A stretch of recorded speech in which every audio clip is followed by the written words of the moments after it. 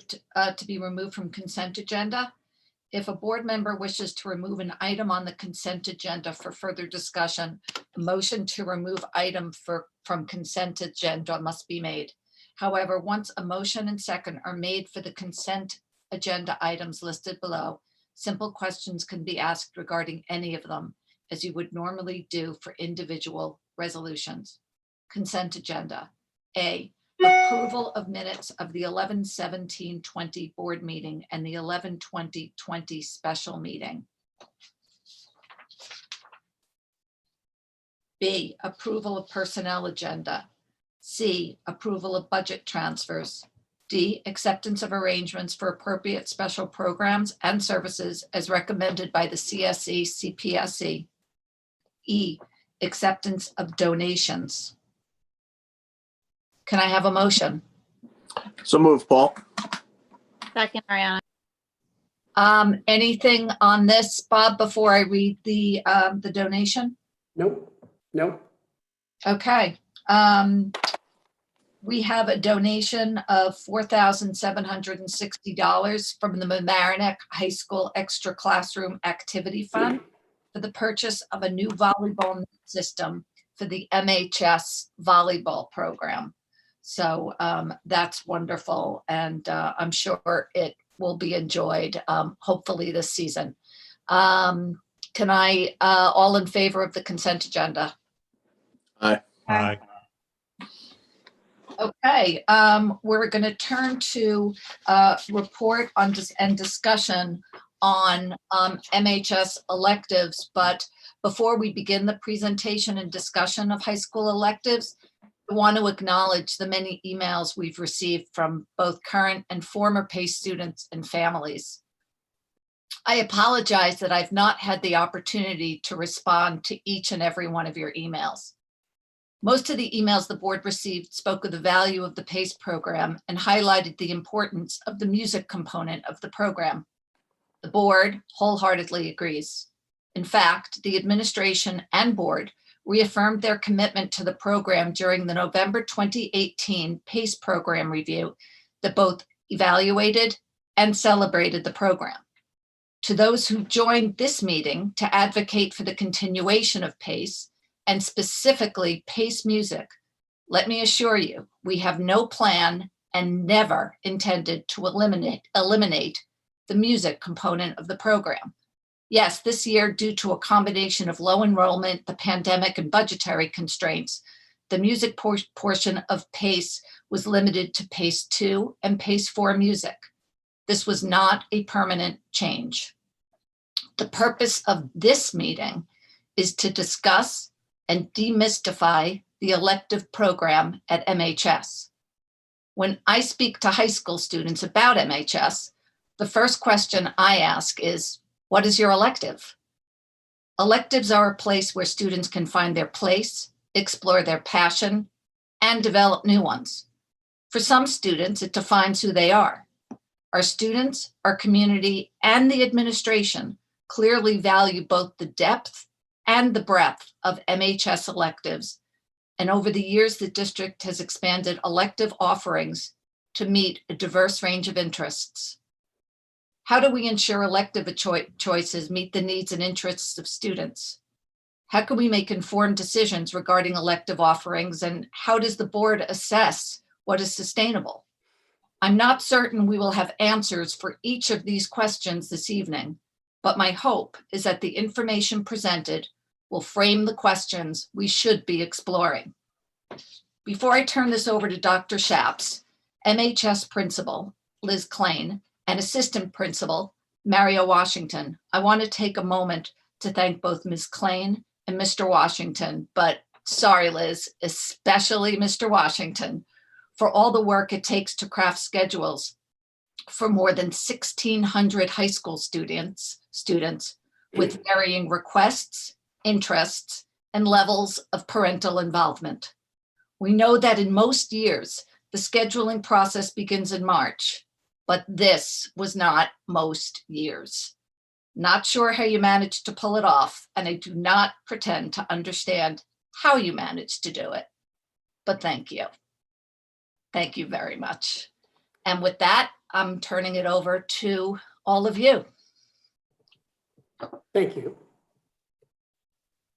Thank you, Rena, and thank you to the board, and also welcome to all of our community members here this evening to join us in the study session.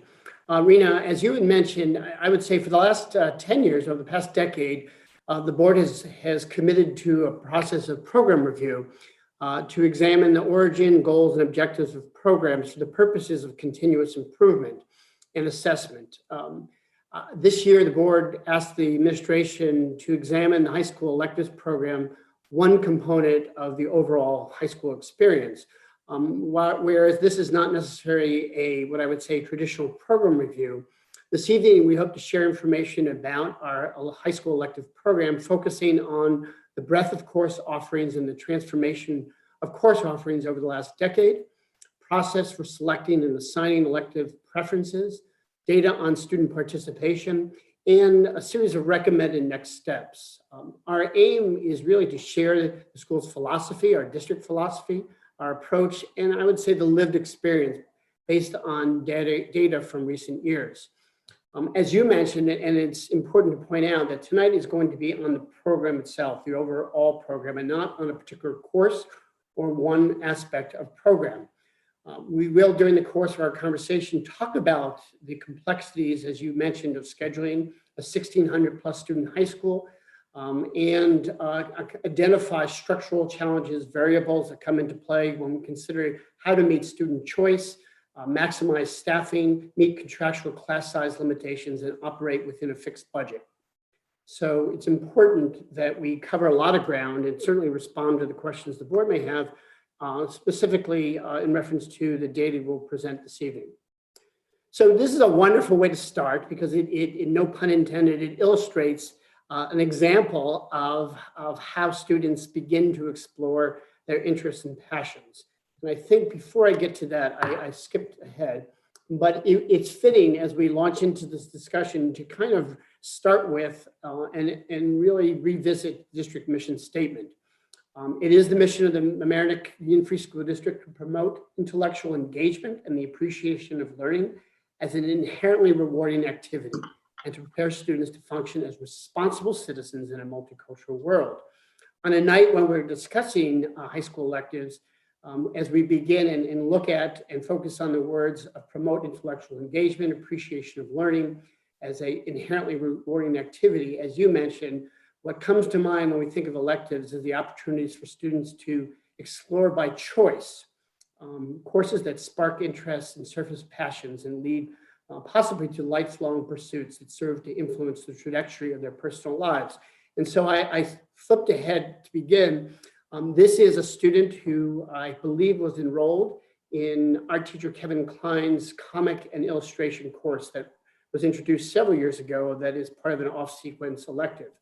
And it does provide us a sense of interest and focus and passion that comes and is a staple of the elective program experience. I'm going to ask Principal Elizabeth Klein to just talk about and summarize the benefits of the high school elective program. Liz? Okay, good evening, everybody, and thank you. Thanks, Rena, for that welcome. And you're absolutely right. What Mr. Washington pulled off this year in scheduling was pretty monumental. So you do not need to apologize to me. He gets the credit. So I think, one of the things that there's so many things to celebrate about Mamaroneck High School. We have, the courses that we offer are incredible. And one of the things that I'm often asked about when I'm out in the world is about the electives. And that's sort of, we have a reputation for that. And it is, I think, very, very accurately deserved. So as Dr. Shaps just started the evening with talking about the district vision, right? So we know that intellectual engagement, to go back to the actual wording, inherently rewarding activities. Students find that in chemistry, and they find it as a social studies teacher in history. But I always used to joke with Mike Dollar, who was kitty corner to me in the on the second floor of Palmer. And I would always say, what do you think they like? Do you think that they are liking going into your class and using the making pots, or do you think they like coming to me to learn about Napoleon? And both, right? Kids like both of those things, but there was something very, very peaceful about being in his class that maybe the social studies class you didn't find so much peace in.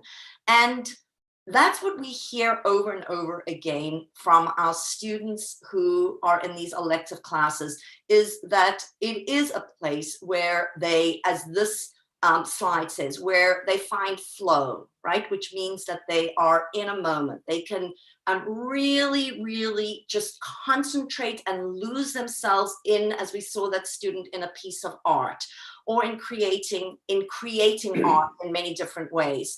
So it's very much in line with our vision as on a district level. The thing about our program, I think, that is extremely unique is that we do provide students choice when they come into the high school, and then that they can go deep into that choice. So we're going to see a number of things tonight, but one of the things we see is that very often students come in, they choose an elective, and they stick with it for the 4 years. But we also know that students dabble. They will take 1 year of art, then they may go into culinary for a year, then they may decide that they're going to move into another elective. So the other part of what we see in the elective program is that very often this provides students with an opportunity to meet people and make friends with peers that are sometimes across grades, and that are maybe not part of their usual classes. So that's something that we value in the high school a lot. We think of our elective teachers as being very, very specialized, right? So with an engineering background.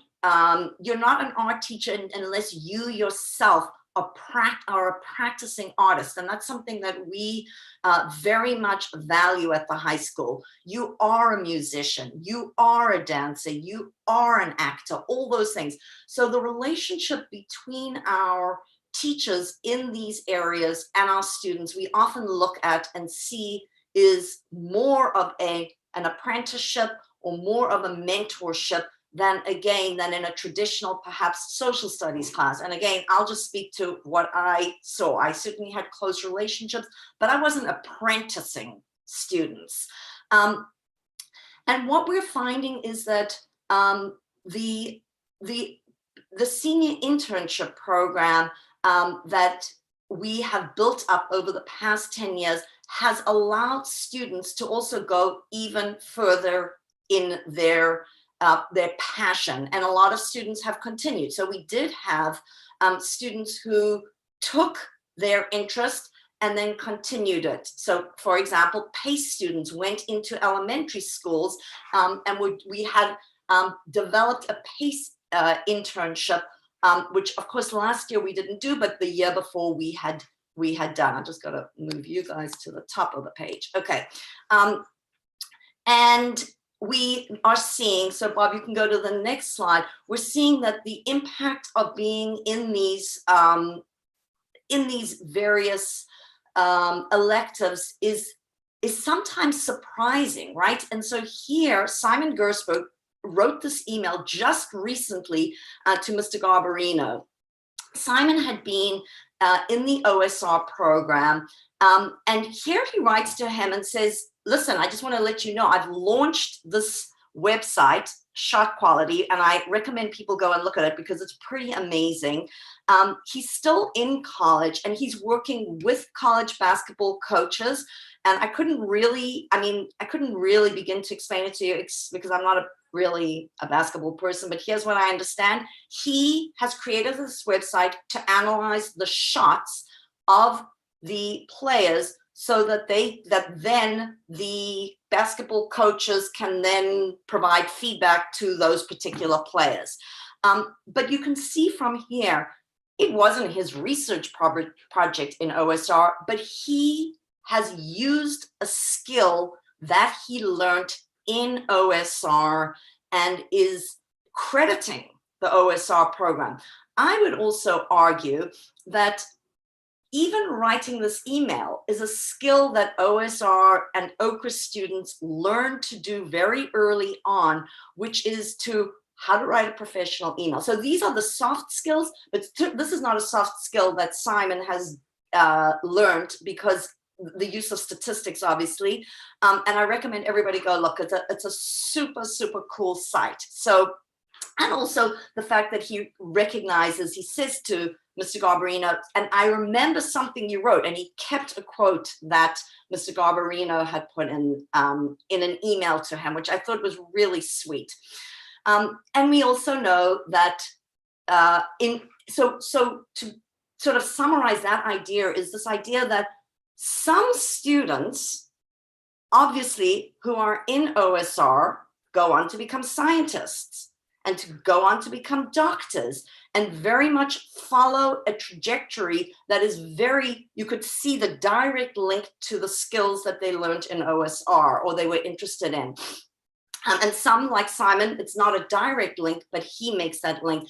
And here, what we see in PACE is that a lot of our PACE students go on, and a lot of our music students go on, and a lot of our art students go on and become artists and musicians and dancers, or go into lighting or theater.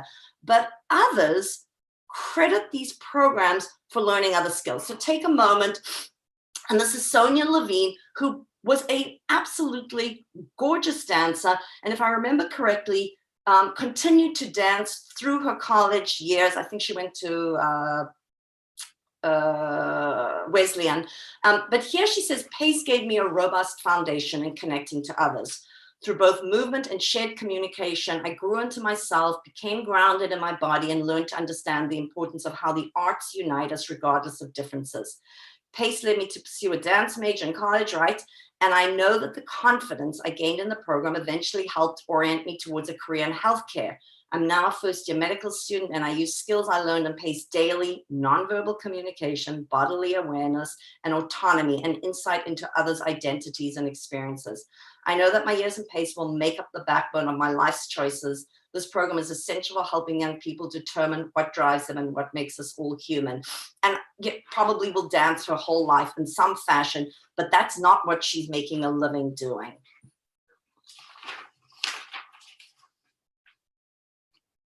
So, and this is the clay class that I spoke about. That was kitty corner to me. All right, Miss Ward, it's all yours. Sure, thank you.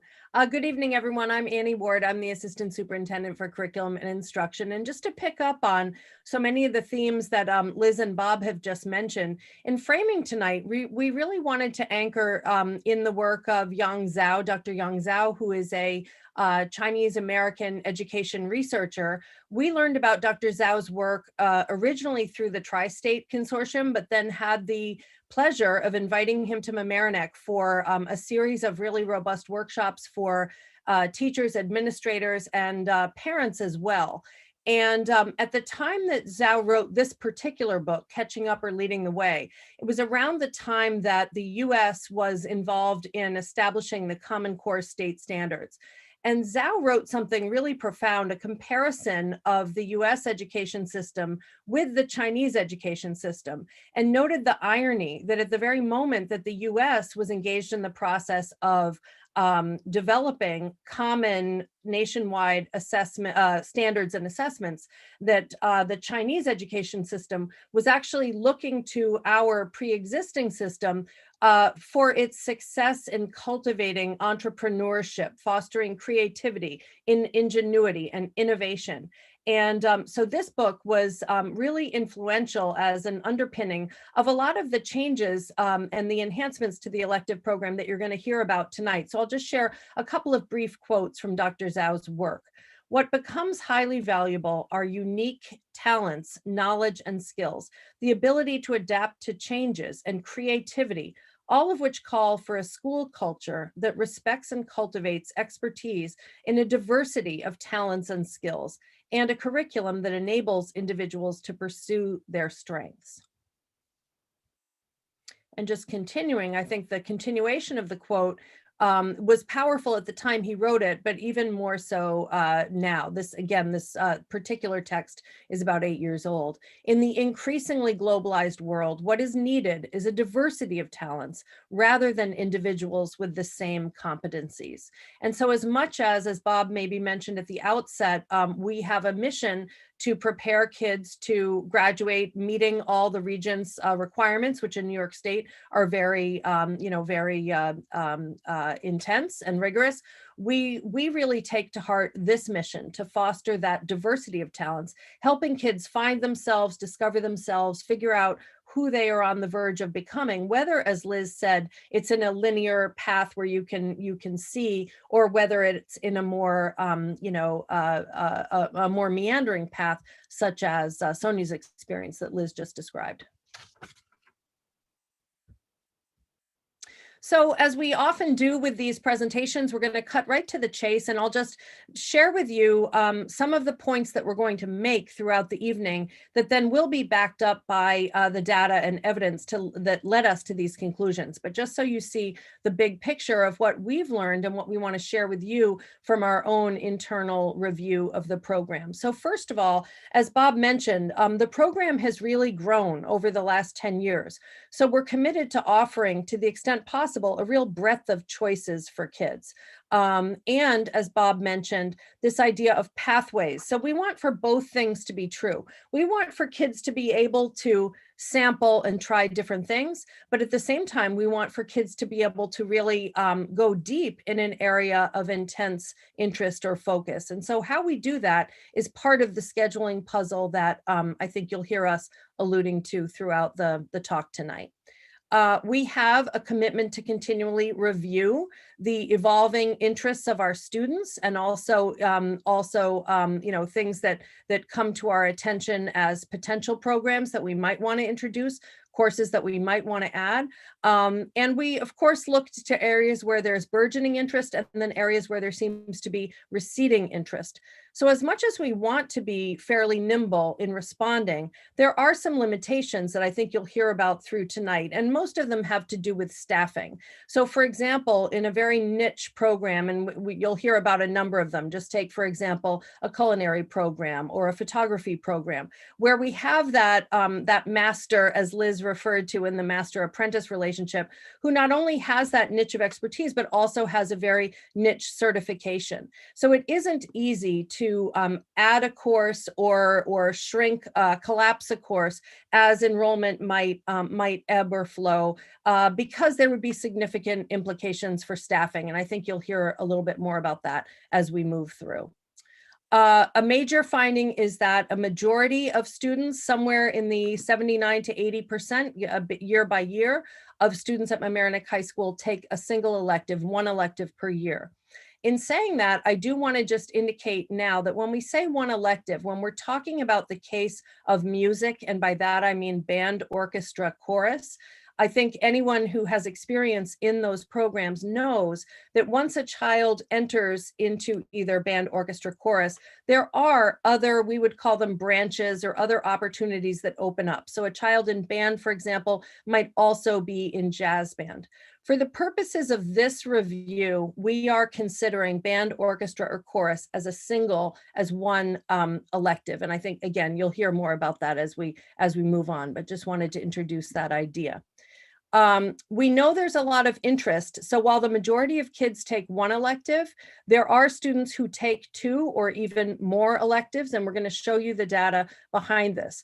The pattern that we find, which I think we have known, but now we really have the numbers to illustrate this point, is that the vast majority of kids that are taking two or more, typically at least one of those electives comes from one of the following categories: music, and by that we mean band, orchestra, chorus; PACE, our performing arts curriculum experience; original science research; or original civic research in action. So in general, where we see kids who have two or more, at least one of their two or more comes from one of those categories. And again, we'll show you those numbers later on. We do have a number of students who, by our data in our student information system, are taking 0 electives. So of course, that was interesting to us to want to dig into and unpack what does that mean? One of the things that we found is that students who appear to be taking 0 by the definition that Bob mentioned at the outset of what an elective is, are in fact doubling up in academic content areas. So that might be a student who is taking 2 different world languages, or a student who might be taking AP environmental science along with AP physics. So in some of those cases, students have decided not to take anything from our elective program because they already are fully scheduled. In other cases, however, there are students who are taking 0 electives, and you'll see this at the very end of the presentation as one of our areas of continuing interest and focus and potentially concern, is that we know that there are other students who, for a variety of reasons, are taking 0. So how do we understand what those patterns are and address any patterns that we think might benefit from additional attention? And one of those patterns, the last bullet here, is that we do see disproportionality, and I think Bob will share this later on, in enrollment in, if we compare kids taking 0 and kids taking 2 or more, and we look at those patterns by race, by ethnicity, and by socioeconomic status, we do see a higher percentage of lower income students from lower income homes taking 0 electives, and a higher percentage and students of color. And whereas we see a higher percentage of white students taking 2 or more. So there is a disproportionality issue there that is on our minds, and we have some thoughts about how to explore that going forward after this review.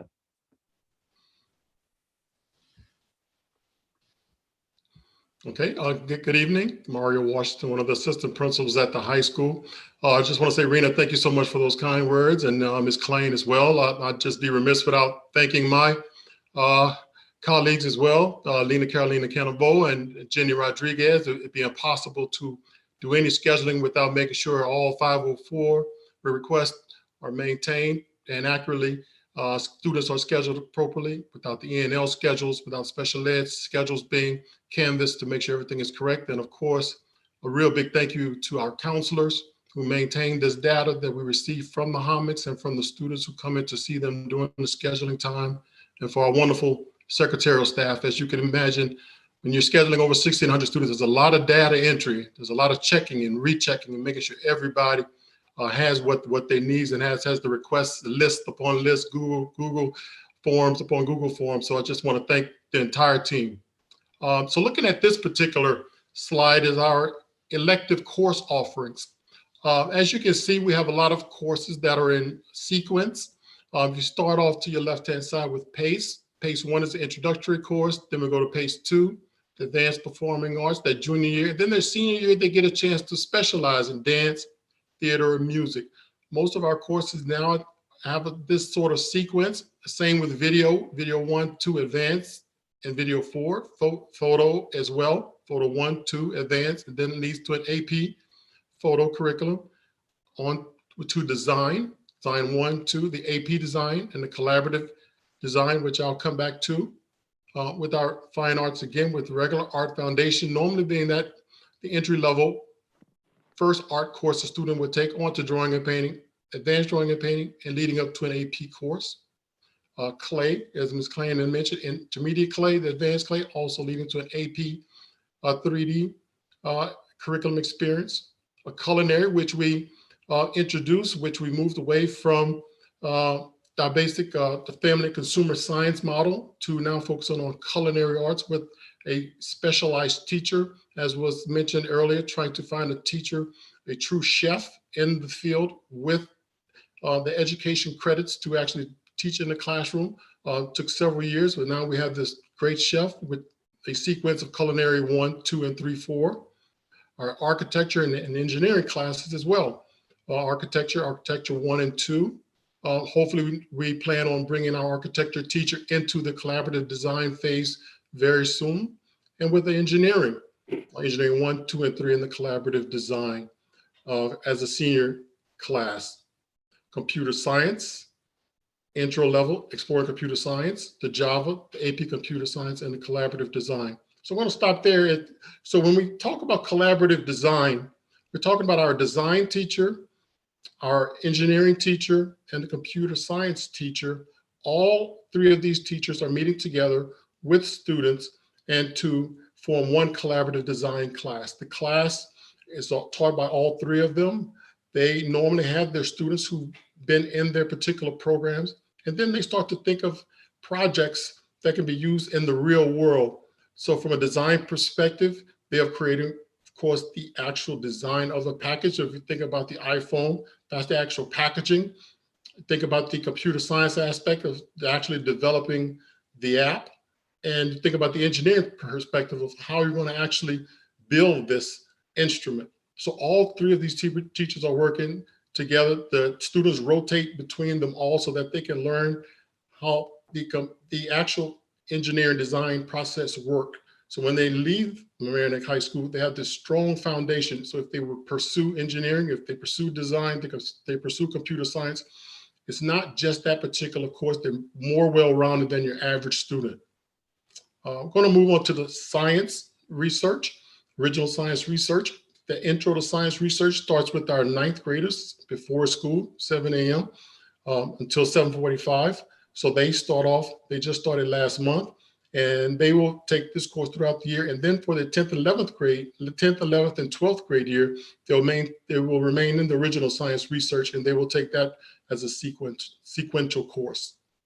The civics research, we're in our 3rd year, starting off with our 9th graders as well. And now we're the 10th and 11th grade, and by next year we'll have a 12th grade original science research. So they're on that path to also having a sequential courses. And of course, with our music, the band, and choir. Concert orchestra, 9th grade, symphonic orchestra, 10th through 12th grade, with the band, symphonic band, the percussion ensemble, most of you know as the Force, the concert choir, and we have a treble choir, which is an all-female choir, and we also have a MAC, MAC, which is a male a cappella. Those are the branches that Ms. Ward was speaking about related to the music department. The next slide. As far as in the headlines, we mentioned to the changes of electives over the past 10 years, we've been able to introduce new courses based on interest, and also remove certain courses as well. But some courses that we've actually removed have actually turned into clubs. So starting with 2011, we introduced AP Art History, and we had portfolio development. Portfolio development was part of our photo 1, 2, 3 consecutive courses, and that was the 4th year for before we actually had AP photo. That was an actual portfolio development class. The next year, 2012, we introduced AP photo. Then we had a senior art experience. This particular class was for students who wanted to take an art class, especially of our upper level junior and senior students who wanted to, as Ms. Klein said, maybe let me take an art class. I've never taken an art class before, but I would like to try an art class, but they did not want to be in an art foundation class. So the department came up with an idea of, let's do a senior art experience where there was no introductory level for this particular class. It was a lot of the older students who wanted to take an art class, but really did not want an art foundation class. So we introduced that class, and then we started a computer science sequential course as well, as a lot of the schools around in the area were starting to introduce computer science. That was a great addition to our curriculum. Then we phased out, which was part of the home economics classes. We had accessory design and jewelry making. So we phased that class out. In 2013, we introduced the robotics. That came along with our engineering teacher. We had that in 2013. And then we had the male a cappella band choir class as well in 2014. So starting with computer science in 2012 to 2014, we were able to have an AP computer science course. So as we start with that foundational class of computer science, then we had introduction to Java. And then that 3rd year, students who really wanted to continue with the AP, with the computer science curriculum, that's when we introduced the AP computer science. We actually had a chance to phase out the digital photo program. 2015 is when we introduced the design classes. And from, as I mentioned, phasing out the accessory design and jewelry making, and still during 13 and 14, we had the family and consumer science. And at this point, we really wanted to start with the introduction of finding a culinary teacher, a chef who's been in the industry. And that's when we introduced the culinary classes. And then we phased out the senior art experience in 2015 as well. In 2016, we actually phased out AP Art History, but then the following year, we introduced comics and animation. That was a great idea that Kevin Klein, our art teachers, promoted from the first slide that Dr. Shapslow showed. Students really enjoyed the comics and animation, which was a new class. It was a standalone class, and students really took to that particular course. And then we had to reduce the fine arts staff by 1.0, and we were actually phased out Sinfonia, which is part of our music program. 2018, the introduction of Okra, the Civics Research in Action course, taught by Mr. Liberti, and then we introduced the AP Design. So as you can see, when we introduced the design course, 4 years later, we were able to create an AP Design course. And then we actually reduced the robotics course. Now, when I mentioned the robotics course is a course that was transformed into a club. The robotics course, we could not sustain it, but that class actually turned into a club. And if in the community, you know how popular our robotics club and how successful our students were with the robotics club. And of course, due to COVID and protocols now, we cannot have this club, but these students decided to do this after school with the engineering teacher and to maintain this robotics club. Some of you may be familiar with the underwater mate, where they would actually have the underwater at the Homix pool and try out these simulations. They traveled, so this class actually transformed into a very, very popular club. 2019, the introduction of the Treble Choir, our all-female choir. And in 2020, we were trying to launch a public mural and art course. And then we were going to replace that with the comics and animation course. So you can see the changes over time with the elective. We're always looking at new things to add. During this time of the years when we start to prepare for our course catalog, and we ask our department chairs to think of new and creative classes. So this is the time where they start to think about these things, they bring it to our attention, and we have a real discussion with the counseling department just to have an idea of what's out there and what's the interest in students. And that's how all of these classes became about. And of course, finding the right staff to teach these classes.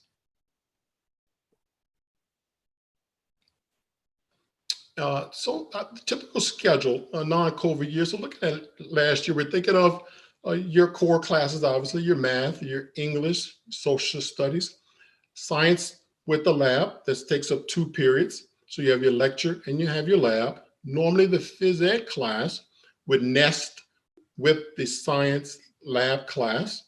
Then the student will have their world language, and then they would have their elective, and then a free period. So this is your average student schedule based on 8 course selection. So this with the lunch built in. So the lunch is scheduled. We have a common lunch. So it's not like you're going to have a lunch during 4th period. All students have the lunch together. All students are off together. All the staff are off together, which provides a very convenient way for staff to have conversations, for clubs to actually run after school and also during lunchtime.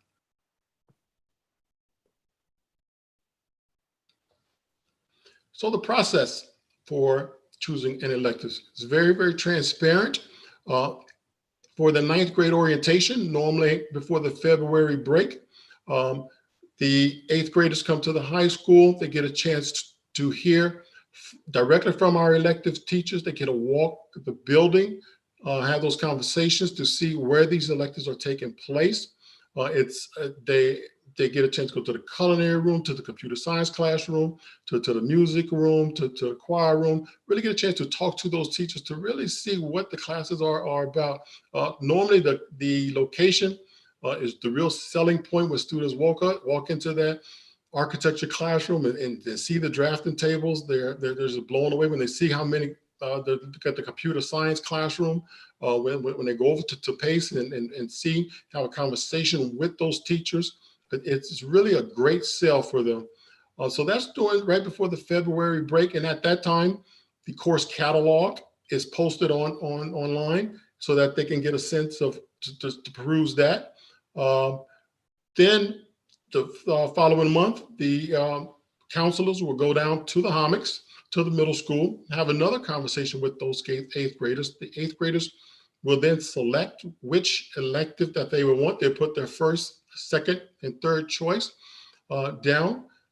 Sometimes some of our elective teachers would actually go down to the Homics as well, just to have a conversation with those elective teachers and then with those students, just to show and showcase. Of course, one of our teachers down there, Taryn Delaney, does some great work as far as passing on the type of students who will be interested in her class, who would like to continue at the high school with those programs. And then after we receive all of those forms from the Homics students, our counseling staff, and once again, our secretarial staff logs in all of that data into eSchool. Then our upperclassmen come in and meet with the counselors. Of course, we do the upperclassmen first, the 12th and 11th graders, then the 9th and the 10th graders. The students come to the counselor's office, have a conversation with them, talk to them through what's their interest, what did they take this year, do they want to continue on this path, is there something different that they would like to take, and the counselor inputs that data right in front of the students. Normally would actually print the actual schedule for the student and say, here you go, you keep this copy, and the counselor has a copy so that everybody is in agreement. The counselor at that time, when the student, they said that, you know, I would like to take 2 electives. At this time, the counselor does keep this data. They keep it. They let the student know, okay, we have it. We will see what's the possibility of that particular thing, that particular choice happening. And then, well, once every student is scheduled for this one elective. So at this time, all of the electives have been chosen. Everything is in the system.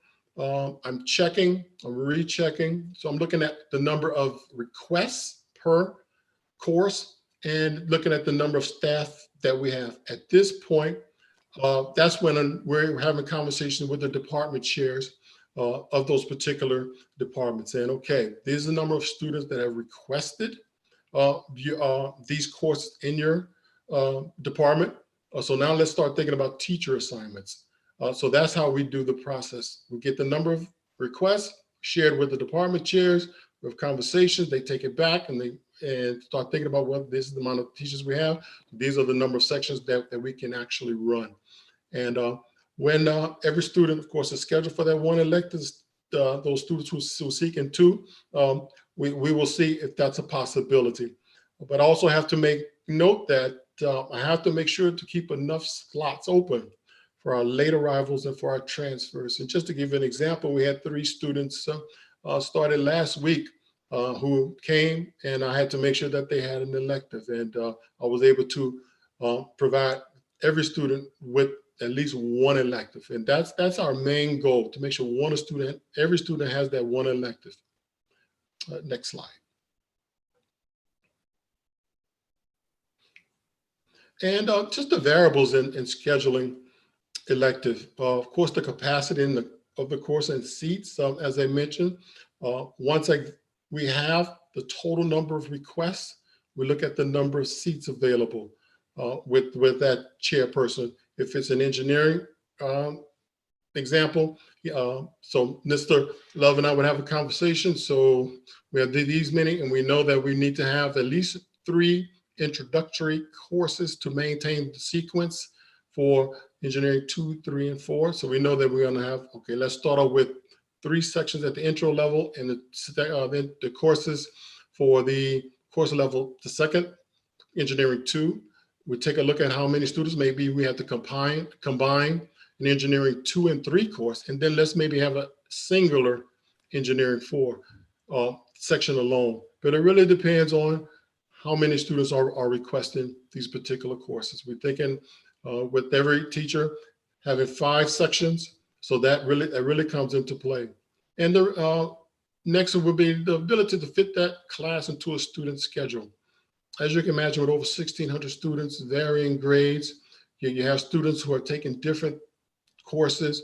We have students who have taken a lot of AP courses. We have students who choose not to take AP courses. We have students with special schedules that we have to make sure the accommodation with special ed and with ENL. So we want to make sure that every kid has that opportunity to have this elective or their particular elective in their schedule. And just the prioritizing of students who did not get the course in the prior year. There may have been a student after taking Art Foundation their first year. They really want to take clay the next year, knowing we only have 3 introductory clay classes with approximately 21 seats per section. So we know that no more than 63 students will be able to get into that clay course. So if the student they were not selected by the computer that year, the counselor make note of it, lets me know. I have a conversation with that student. I'll keep an eye out to see if any student drops. If no student are making any drops, I can't put that student in. I always let that student, you guarantee I will make sure that you get that course next year. So I have to leave that space for those type of wiggle rooms as well. Also for students with special ed scheduling and ENL schedules, the student may have received this actual course on their schedule, but of course the student does not know at this point. Just the counselor and I know that, well, you know what, we have to hand schedule this student, and they may have had one of those courses. So I have to make sure that, you know what, the student was in that class. So let's hand schedule to make sure he or she has all those required courses. And then I want to make sure that that kid gets that chance, not just because, okay, I have to blow up this student's schedule to hand schedule, and now it's just not fair that way. So always make sure that those students get that course back into their schedule. As was mentioned, the maintenance of the feeder classes, that's those introductory classes that I'll probably mention later on in another slide. So we have to have those feeder classes. We have to have at least 3 introductory classes to maintain those feeder classes. So that means if I'm an engineering teacher, I know I'm going to have 3 engineering 1 classes. So the engineering 2 and engineering 3 and engineering 4 sections. I know I can only have 2 of them. So you really have to take a look at those classes to see how can we adjust. And then I only know that we're going to have 1 engineering teacher. So as those classes start to grow, then that's when we begin to ask for more staff to actually sustain these courses. But it's not saying, oh, we need just 1 more engineering class. It's almost impossible to go out there to find an engineering teacher who will only teach 1 class. And also some nimbleness and response to the increase and decrease of the interest. It takes a tremendous amount of work as we're building this schedule. Takes some creativity, working with teachers and with the department chairs to plan on which periods that these classes will be taught. Sometimes they may find out that a particular class section just does not fit into a significant number of students' schedule. So we may have to just change certain periods that the teacher is used to teaching in. And once again, it really depends on the kid's schedule and not what the actual teacher's particular period of interest is. So we make sure that we fit as many kids into those particular periods as possible.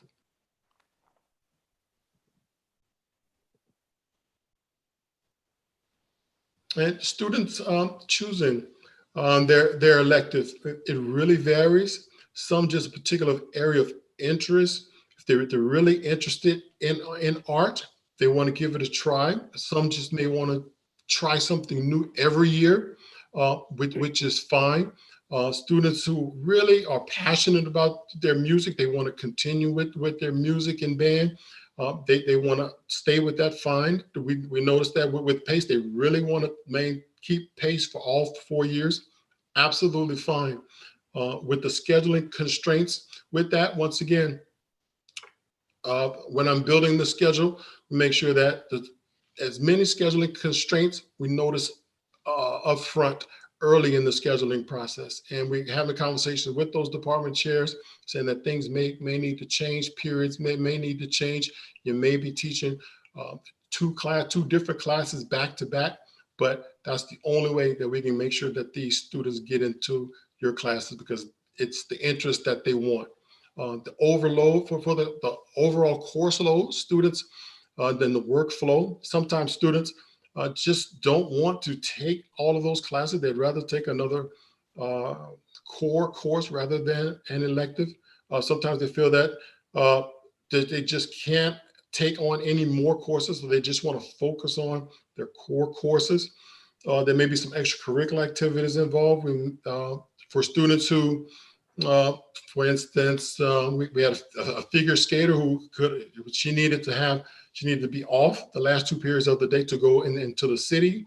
We have students on travel teams that they just need more time in their schedule. So we had to schedule them maybe not the first 2 periods of the day because they're doing some late travels with their particular sports.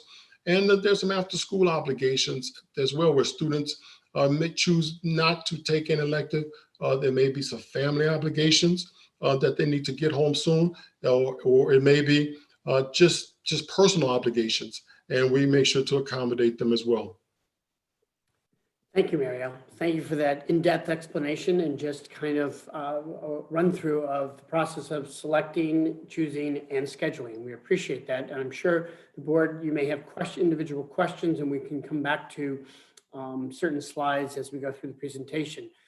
As we mentioned, as part of our examination of program reviews, or in this particular case, examination of the elective programs, we wanted to focus in on the data, the lived experience, and start to understand the lived experience. And as we mentioned, and Annie mentioned in the headlines, the first thing that I wanted to point out through this 4-year examination of participation in the electives program is that we build a schedule, as Mario and Liz has suggested, on the idea of an 8-period day of one elective choice. And as you can see, over the course of the years 2017 to the academic year, the current academic year, under the one elective choice, you see consistency, certainly in 9th grade, where students begin the process with 95, 91, 87% of students enrolled in one elective.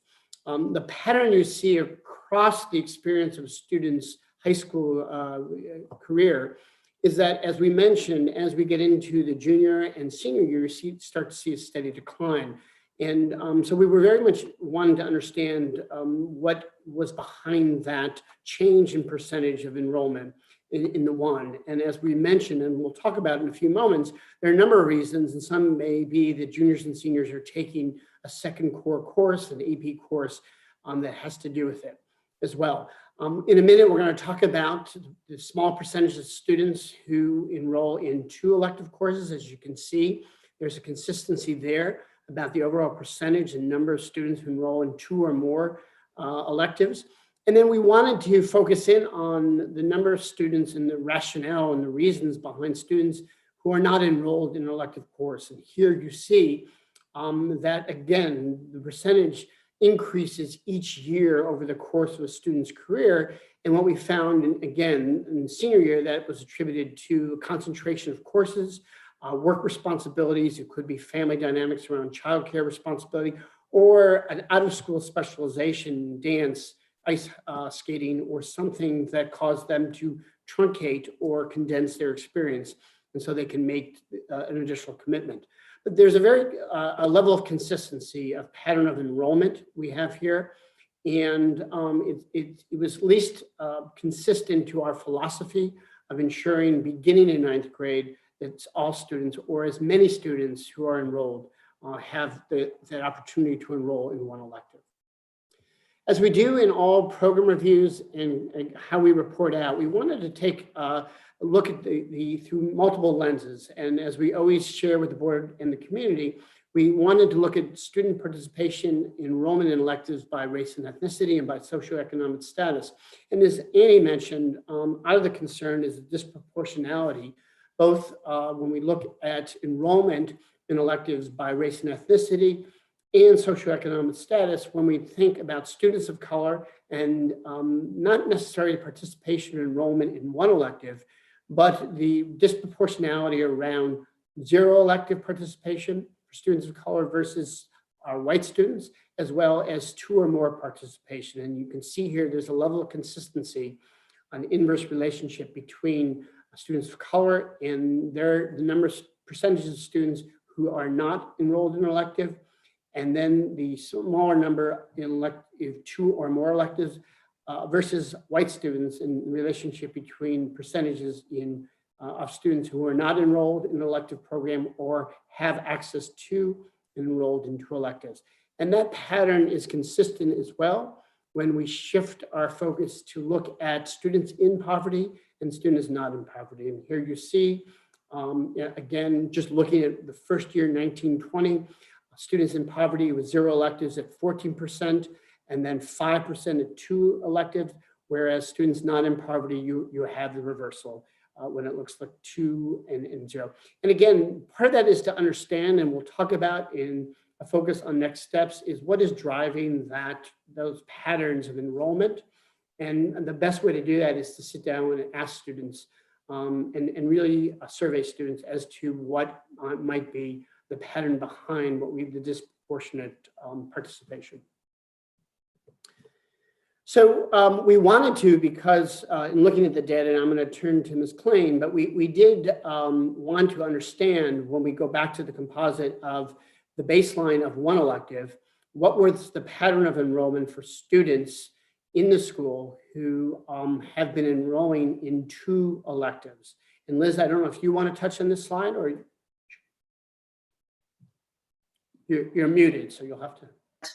I want to just thank Claire Reinhardt, who has been poring over these numbers, and we've been looking at them in multiple ways. So thank you, Claire. And we hope that they're clear to all of you, because we really struggle in how to figure out how to make this clear.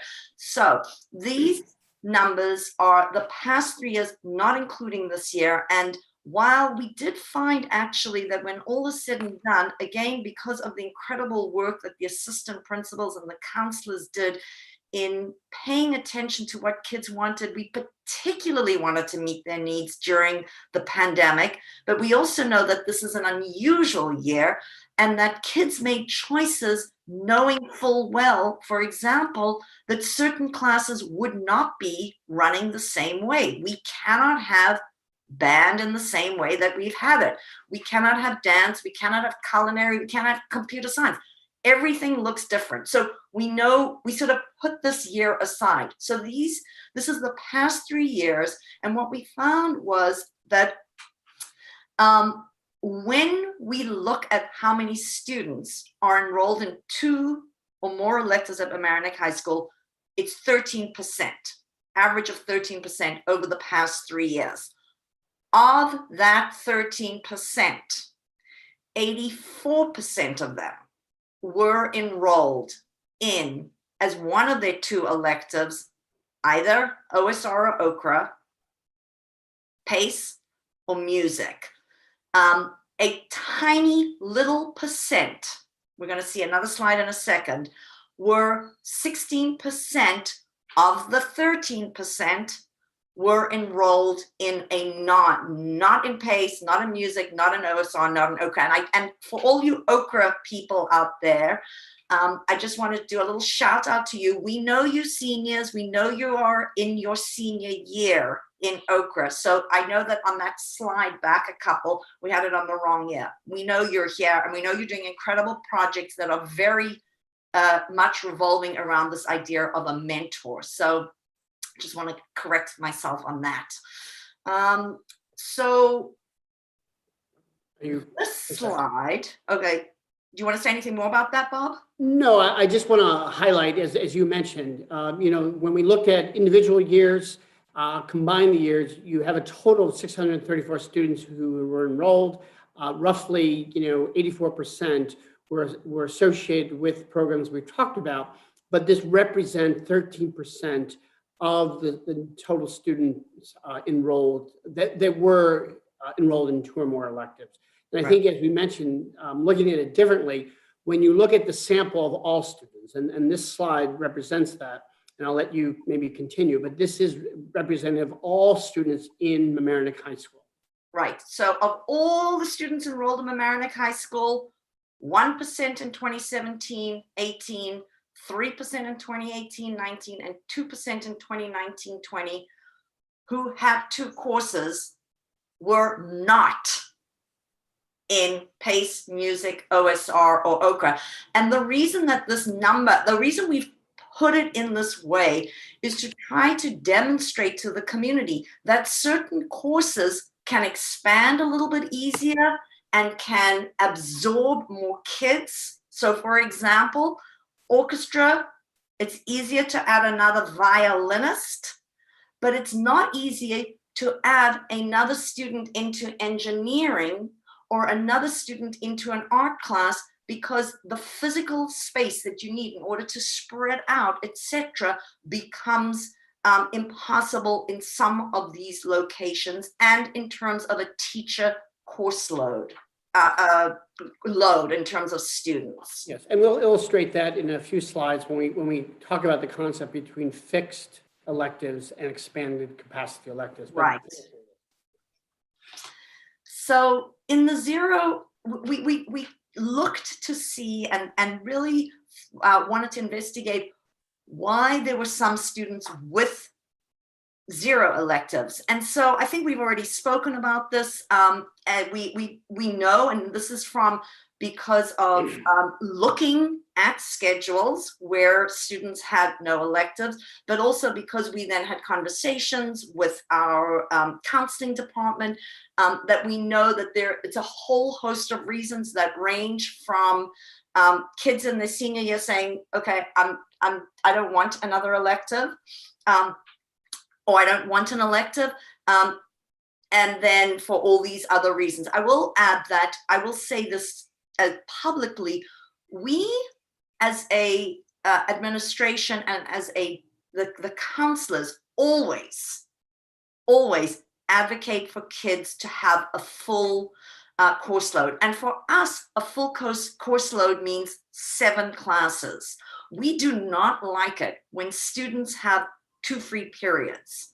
And there are a whole host of reasons. Number one, we want students to be engaged, right? And so we always try to persuade kids, what's an elective you're interested in? What would you be interested in pursuing? If you've tried this, why don't you try that? So we're always doing that. And it's the same thing when you come to world language. We don't want kids dropping these courses. Again, we want kids to be fully engaged.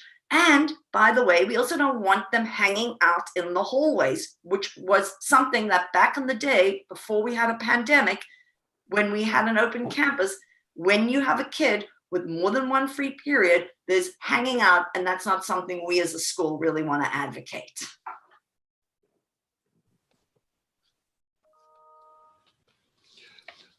Okay, so going back to, you want to say something, Dr. Shams? No, go ahead, Mary. I'm sorry. This really sums it up when we look at the number of course requests. So for example, the engineering, those 5 sections, imagine 3 of them are for the introductory courses. So we're looking at 25 students per section. So 75 students will be in the introductory class. The design 5 sections, 3 of those courses will be in the introductory classes. The fine arts, of those 15 sections, we try to have at least 7, sometimes 8 of them being in the introductory level. The reason why for the fine arts, we prefer to have 8 because it's going to be 1 for every period of the day. But that has been fluctuating between 7 and 8. So if we do have 7, for example, when we had the comics and animation, that was considered an addition. They're not part of the 7, but the 8th one for the introductory level. Again, for the photo, 3 of those sections are introductory.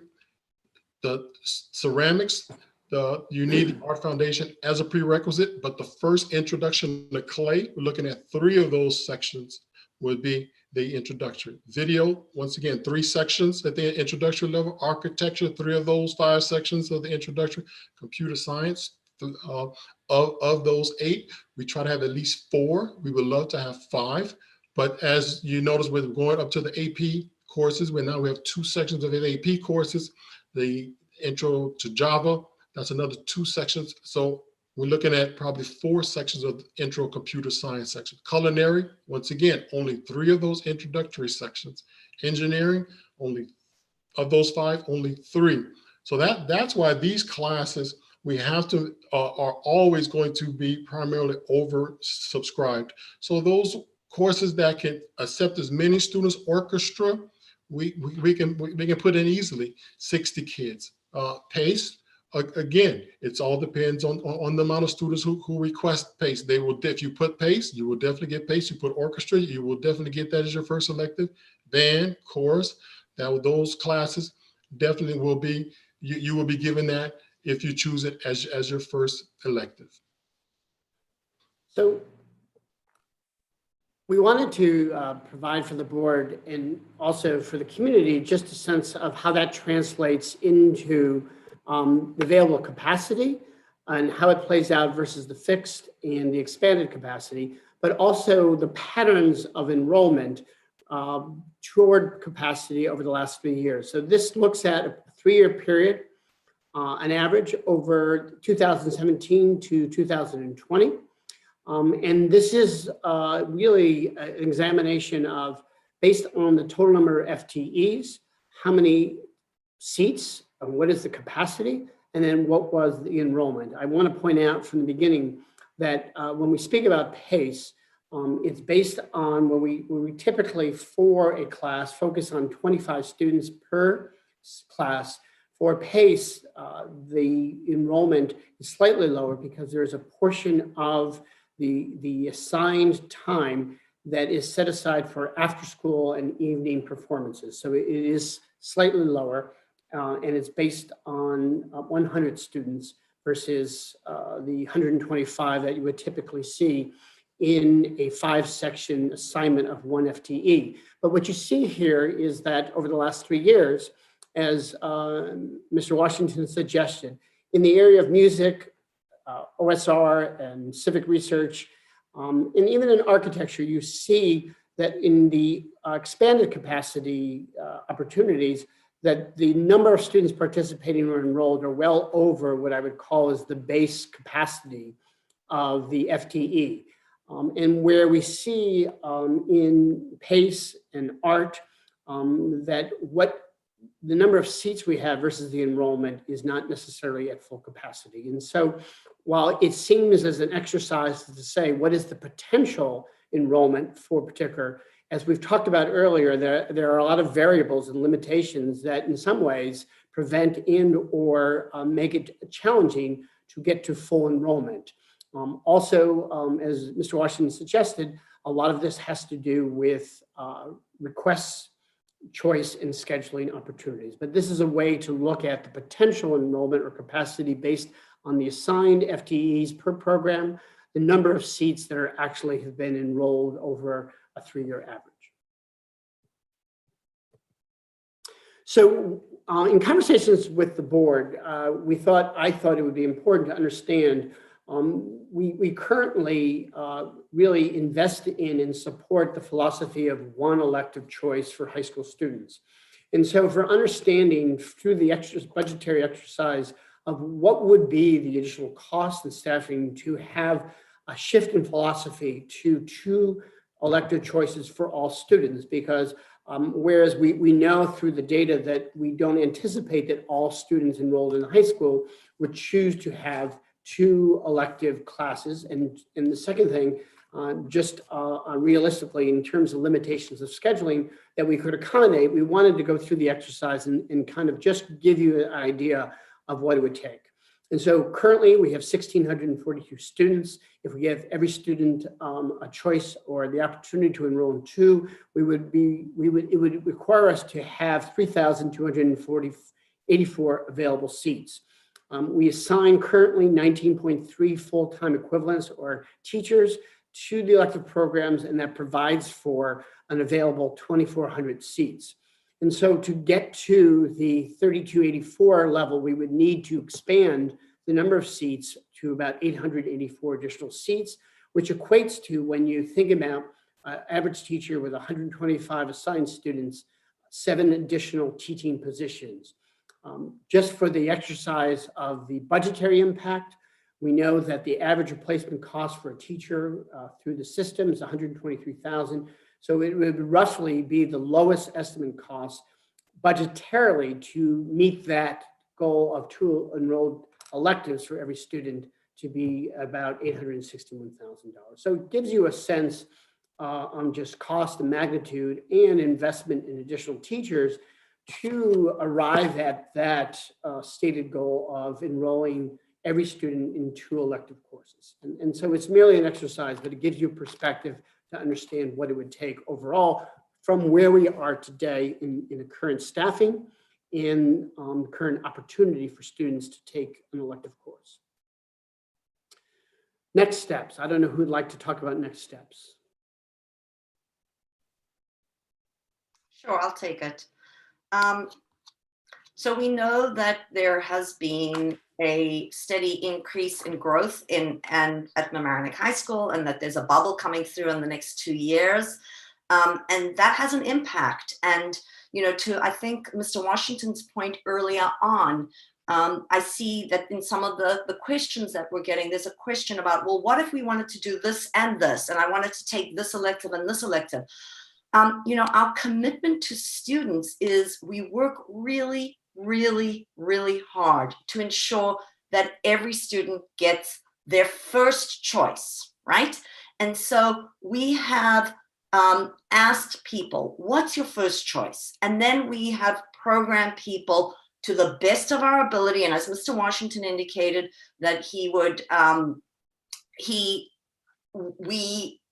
if we don't get it the first year, then we try to get it the second year. But we need there to be some fairness, right, in how we are programming. But we know that there's going to be growth coming through, and there is growth, and that some students are disappointed as when they don't get their 2 electives. And so that's something that, the community has to talk about, and that the board has to think about, what does this mean? And Dr. Schaps just showed you what it means in terms of, if that's a goal, then that's what it means in terms of the number and the increase in the number of people we would need to hire. And so I think as we move forward, we also know that there are changes that are happening in the middle school with regard to unified arts. And that will end up leading to a shift in some of the things that we do, for example, in computer science or in our culinary program. We don't want to be redundant. We want to take what students are learning in the middle school and grow their skills and their passions from there. We certainly know that when we did the PACE program review in 2018, there were a lot of recommendations at the end about how PACE would, how to get the PACE word out there, because students, if they're in elementary school, they may not know about PACE. And so I just want to remind the community that that was in 2018, and that PACE then went out and they, I think, did a tremendous job in using the internship program. They got students into elementary schools. They have worked with different elementary schools, both in the internship, but then also to do some programs in the elementary schools. And so it's going to take time, right, for us to see that wave of interest come through into the high school. And there was a lot of work being done with the middle school last year as we shut down. So looking at exactly what we are thinking about with the music strand, and where there's a lot of interest in looking at what does that program look like in the future? And we've had an incredible MSF grant that came in. And so there's a lot of equipment that is waiting to be used. Again, we are in a pandemic, so that equipment could not be used this year. And so we're thinking about that for the future.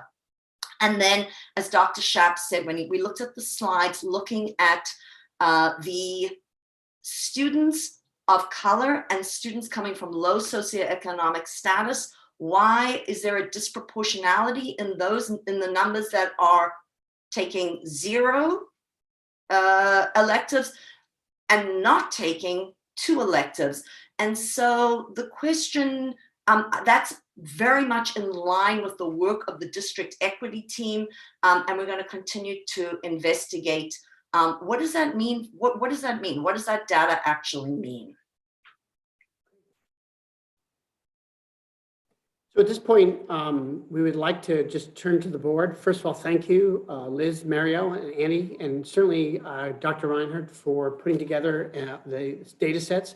We certainly will provide the board with any additional data that they request, but we wanted to really look at the lived experience and share our summary overall. So with that, I don't know, Rena, if the individual board members have any comments, questions. We know there was a lengthy presentation, and we just want to turn it back to you.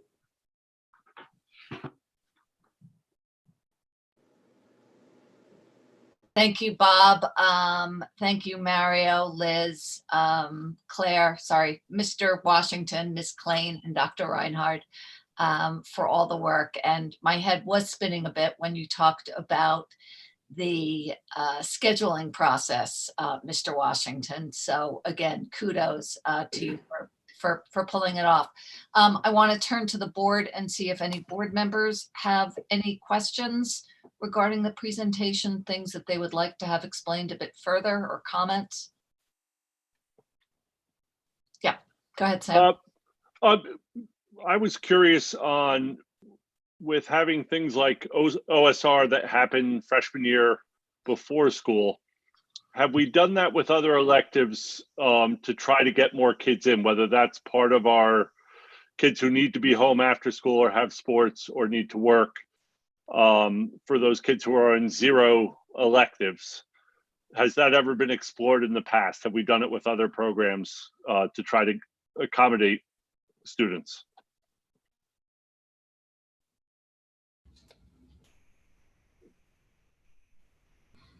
No, we have not done that with other electives. It really depends on that teacher who would want to do that within that respective department. That would count as one of his or her sections.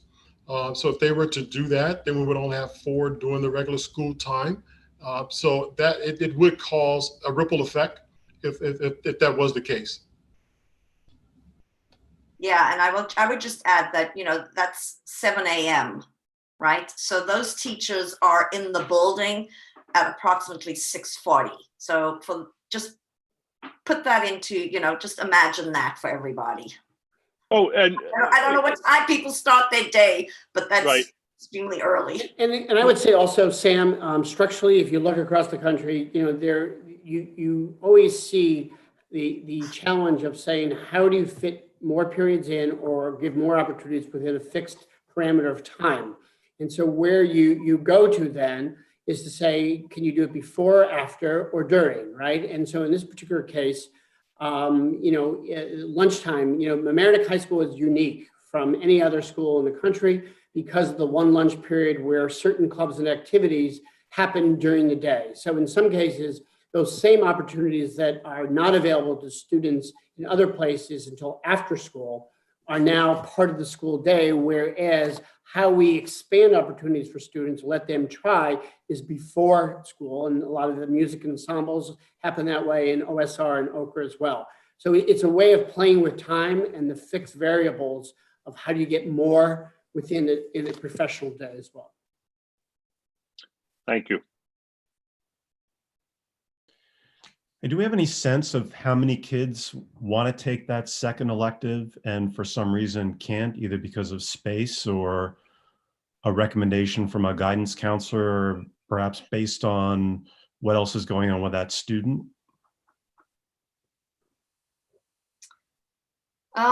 We do ask counselors to keep a list. And again, in a pre-pandemic, in a not pandemic year, we, try to meet the needs of those students. This, again, space, a lot of things took place this year that are different to other years.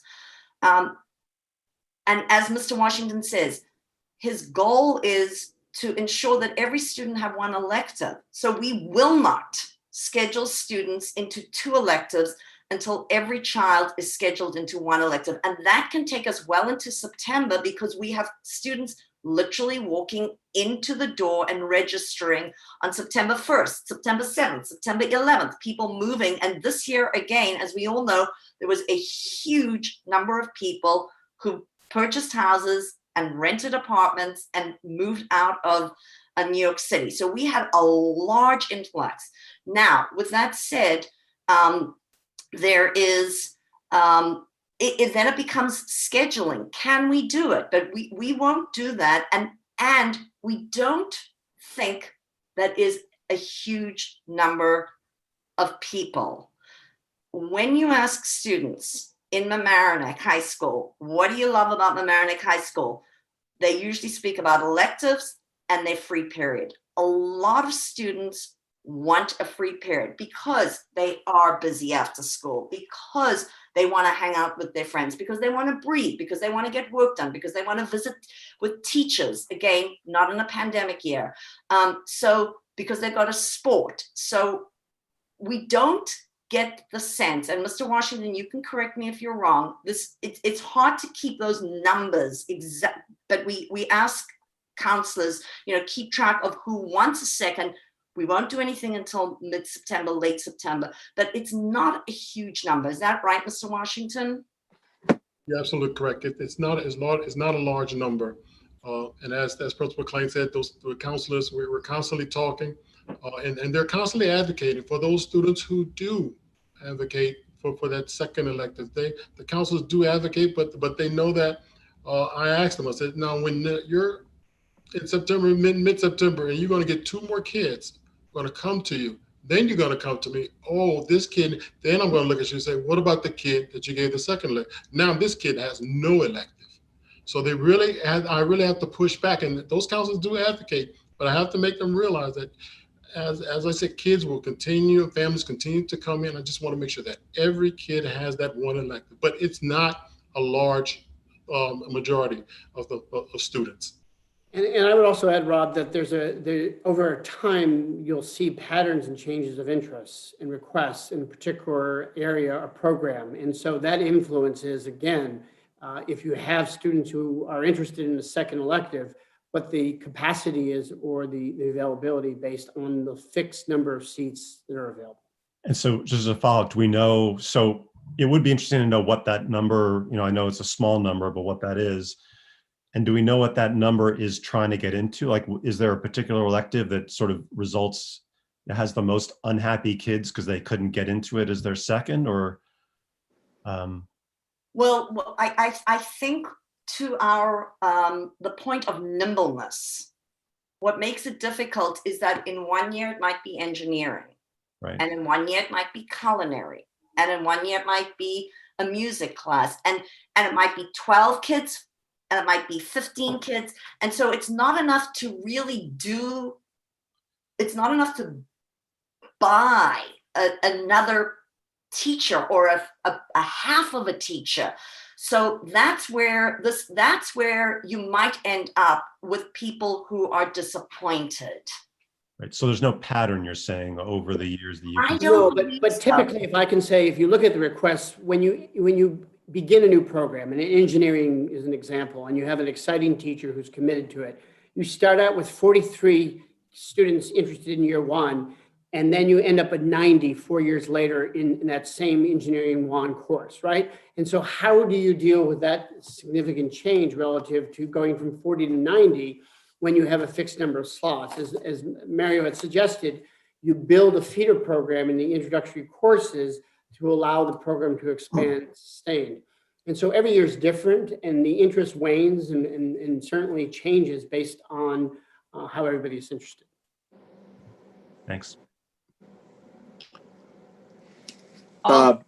Okay. Oh, go ahead, Paul. Oh, okay. Thanks, Christian.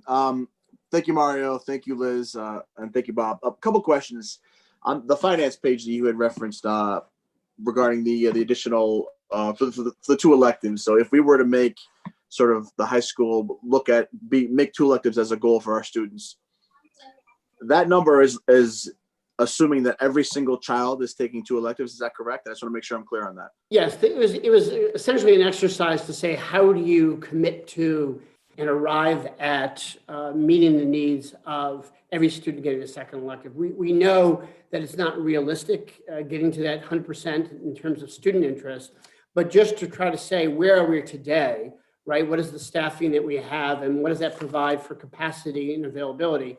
And then what it would take in terms of additional teaching positions to get there. Within that construct, Paul, you have to understand, as I said, it took us several years to find a certified culinary teacher who had, Right. experience in the industry and also has a teaching certification. We went through several engineering teachers until we found a teacher who could teach, a range of engineering courses and teach robotics. Similar with computer science. So these are tied to very specific certifications. And so that nimbleness, or the ability to even meet that two elective of commitment is significant.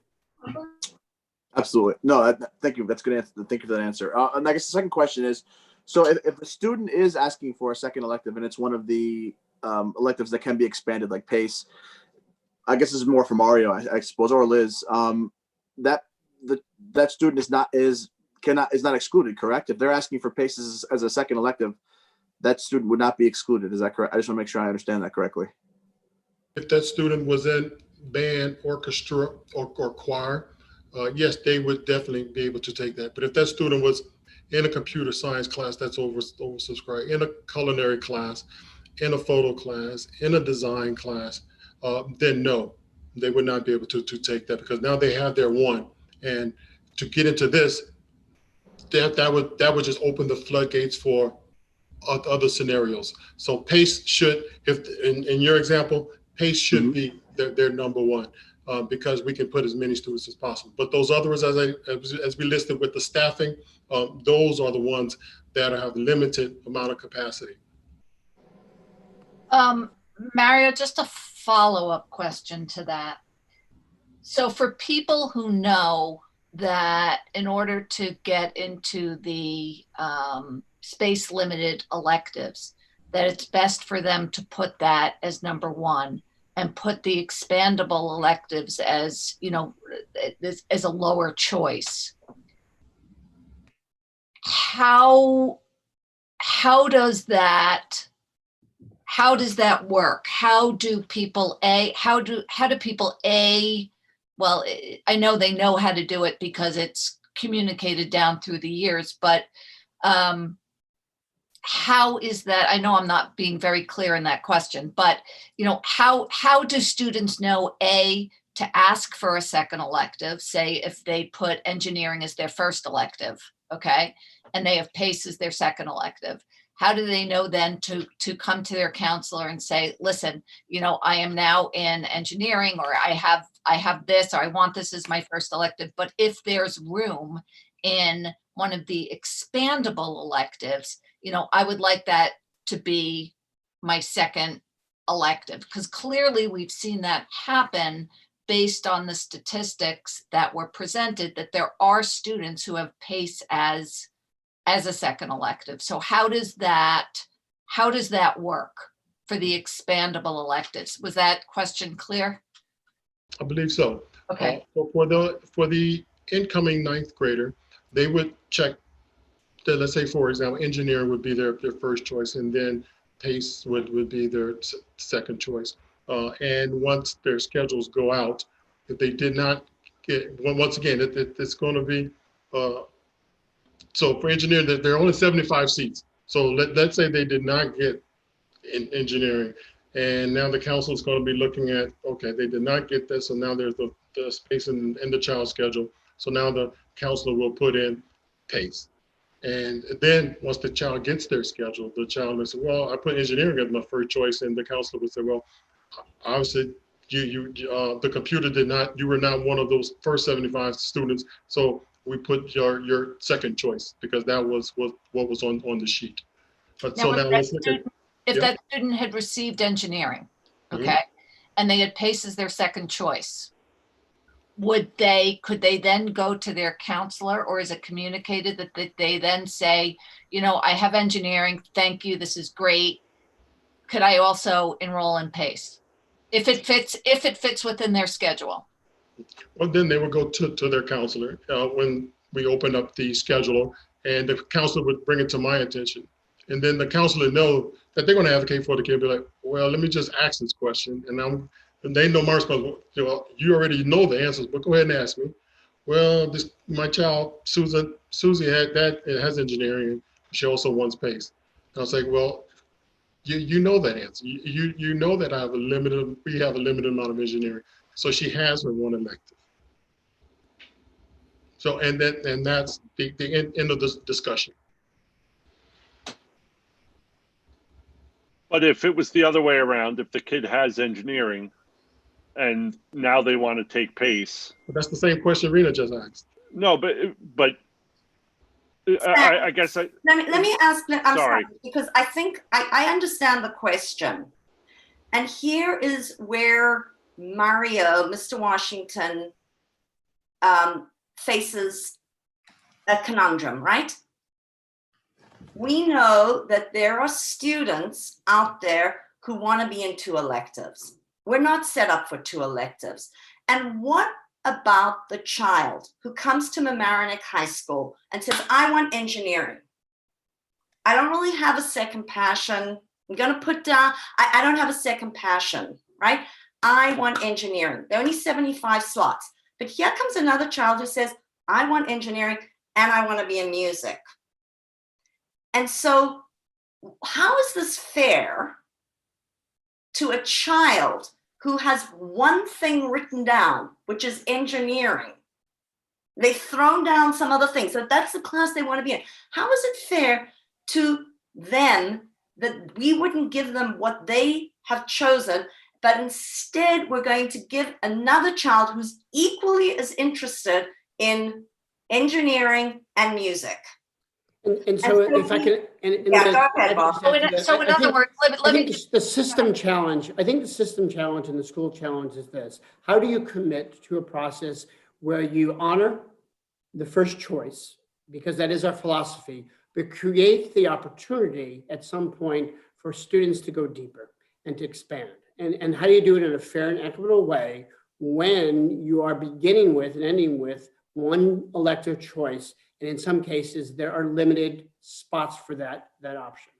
So I think that's the challenge. And we do have somewhere in the summer, and this has been consistent in the last several years, about anywhere from 50 to 100 students who come into the school over the course of the summer, who also need to be scheduled for an elective as well. And so that adds to the challenge of, again, dealing with multiple variables when it comes to accommodating all students. But I think the fundamental point that you bring up and raise is, how do we get more kids to be able to participate and choose 2 electives, despite the challenge of protecting and honoring first requests for all kids? I think that's essentially. Sorry, just to jump in, especially if given that there are certain electives that are under enrolled. So I would understand that you wouldn't be able to take, I don't want to say 2 engineering classes because obviously that's redundant, but 2 high, classes that have really limited numbers. But what's, I think the sticking point here and the question that I'm left with is, if I got into engineering and that was my first choice, and there is still room in PACE and we're seeing an under enrollment there or somewhere else, how many children is it that are on principle then not getting their second choice for reasons of equity And are we biting off our nose to spite our face? Because actually we could be giving it to them because there aren't that many more that want it. There is some real number between every single student at Mamaroneck High School taking 2 electives, which we all know they don't all want to do, and the real number of children who actually want that. And what is that number? That's the magic number we need to know. And then can we accommodate that number? So I do have a question, which is when we say that a freshman is taking 0 electives, can that equivocate to a freshman having a free period?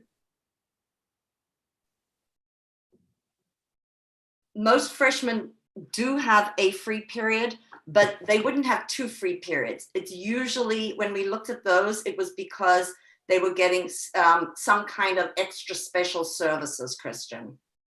Okay, because just bringing it back and focusing in on our students of color, when we get to that point, because perhaps there is a lack of engagement or buy-in, what are the interventions we have in place to make sure that a student understands the value of taking an elective and understands the value of pursuing that? You know, they're at that point of meeting with the counselor. Things aren't moving in the right direction. I know we're talking about students that are taking 2 electives or students that are taking no electives because they're taking rigorous academic courses. But now we have a freshman who is not taking an elective, has a free period. What interventions do we currently have in place to meet the need of those students? It's not that they have a free period. It might be that they have ENL and special ed services, or that, you know, when these statistics come in, it might be as a student in a very unique niche, but the 9th grader who comes in, or it might be that a parent says coming in, I want them to focus on this year, but it's when you look at these numbers in 9th grade, it's such a small percentage. It is, we did go look at those programs, and it was, you know, very, like, we knew each one of those students, and we knew the reason why they were not in an elective. And it was because of a parent wanting certain things or because of their specific program needs. I think also what Liz is saying, Kristen, that counselors do everything, and from the beginning when we transitioned to 8th grade, to encourage students to have a full schedule and to participate and enroll. And even in our conversations with counselors, from freshman year to senior year, there are complexities to students' lives that in some ways make it difficult for them to be fully scheduled, but that is our philosophy and our goal. We also just jump back to Ariana's question for a minute. Go ahead, Rob. Well, I mean, Or no, Ariana, it was your question. Ariana, Would you go ahead and if you want to ask it again? I would love to figure out how we can do an assessment to figure out what the number is of students who would like to be taking a second elective, who have not had access to it, versus just the arbitrary number of all children having access to 2 electives. And then and then we can have a better sort of conversation about, you know, how we then either can achieve that or can't achieve that. But right now it's not clear if there are people being turned away from their second choice when there is in fact room in their second choice because it's not equitable to give it to them, when in fact we may have the room to do it, or with a little tweaking do it. And I think that's sort of the magic number that people are looking for. So I think obviously we're not going to resolve that this evening, and you know, based on that request, it's to go back and look at that and see how that plays out. I think you know we had talked about clarity and demystifying at the outset about the process, or to seek solutions that really provides every child with the greatest opportunity, but that's manageable in the context of developing a schedule. And you know, the scheduling process begins in February. It doesn't end until the first week in September. And there are a lot of dynamics to it, but the goal would be to articulate how this could work, what it looks like, and you know, how you participate. I think that's the ultimate goal based on your question and response. Okay. So I would like to give just Thank you for that great presentation, and it was really clear. I want to share with you, when I was starting looking for a high school for my kids, we visited several private schools, and whatever was so attractive from Mamaroneck High School was the electives. Like Mr. Washington said, just visiting those rooms and see how deep we go in these electives is so attractive, so powerful, and I think they give great identity to the Mamaroneck High School. So I would like to say thank you for offering these programs. I think they go way and beyond. It's not just a little introduction, they go really deep. So thank you for that. That's a comment. And I had a question for Liz, perhaps. If this is the first year that you, the administration identify that students of color, so students with low socioeconomics, there's those kids that don't select one elective. They have zero. If this is the first year, if there is like a plan, a kind of intervention to do. I don't know if Liz can answer that. You asking me, I'm just looking at the statistics here. Are you asking me about the number of students of color who are not taking any electives? Is that what you're asking me, Gladys? Yeah, okay. I'm gonna, first of all, if this is the first year that we run this kind of statistics, that we identify like a students of colors, students of low socioeconomics are more so than they don't select a elective class. If it is the first year, if not, what has been done to kind of motivate or helping those kids? Because I was looking also, one is statistics that was presented for this meeting tonight, and there is a correlation between a GPA that is higher for those kids that join the electives than those that are not. So that should be a great point to sell to the students, or something that the counselors need to put over there. I don't know, perhaps there is a myth. I work 90% with the Latino population. And I know that perhaps there is a myth that the kids that are involved in arts or in sport, they're not going to perform good academically. So it's like a missing information there. So I would like to know what the school had done to educate perhaps those parents, or to give more motivation or guidance to the students that don't select an elective. Yeah. Okay. So that's I understand. I think that, you know, in all the presentations that we do with parents, whether we're doing it, you know, to a specific group of parents or to the larger community, we always do talk about the importance of the electives and being fully programmed. Again, fully programmed for us is 7 classes. And so, you know, this data, while seeing what Claire has put together, Dr. Reinhardt has put together, is very concrete. We already knew, Gladys, that we needed to be paying attention to certain groups who we have noticed over the years start to dwindle off in terms of the numbers, the groups that are not taking one elective. And part of that is right. And this goes to the questions that we put at the end of the presentation for next steps.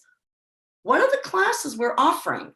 I think what we need to be doing is finding out, are these the classes that are going to pull kids in and all kids in? Do we need to think about offering different types of classes? Are these classes not meeting the needs of certain groups of kids? And so I think it's work we have to do, but it's something that is very much on our radar. And when we speak to kids and this is what counselors do on a daily basis, when they meet with students in the spring and they talk about what classes are you taking next year. They very, very much want kids to continue with electives, because we know that when the kids are in this elective program, it's another way to keep them engaged in our school community. And it's a different way to keep them engaged in our school community. So it's, you know, it is work that we have to do, but it's work that we do really on a daily basis. Mm-hmm.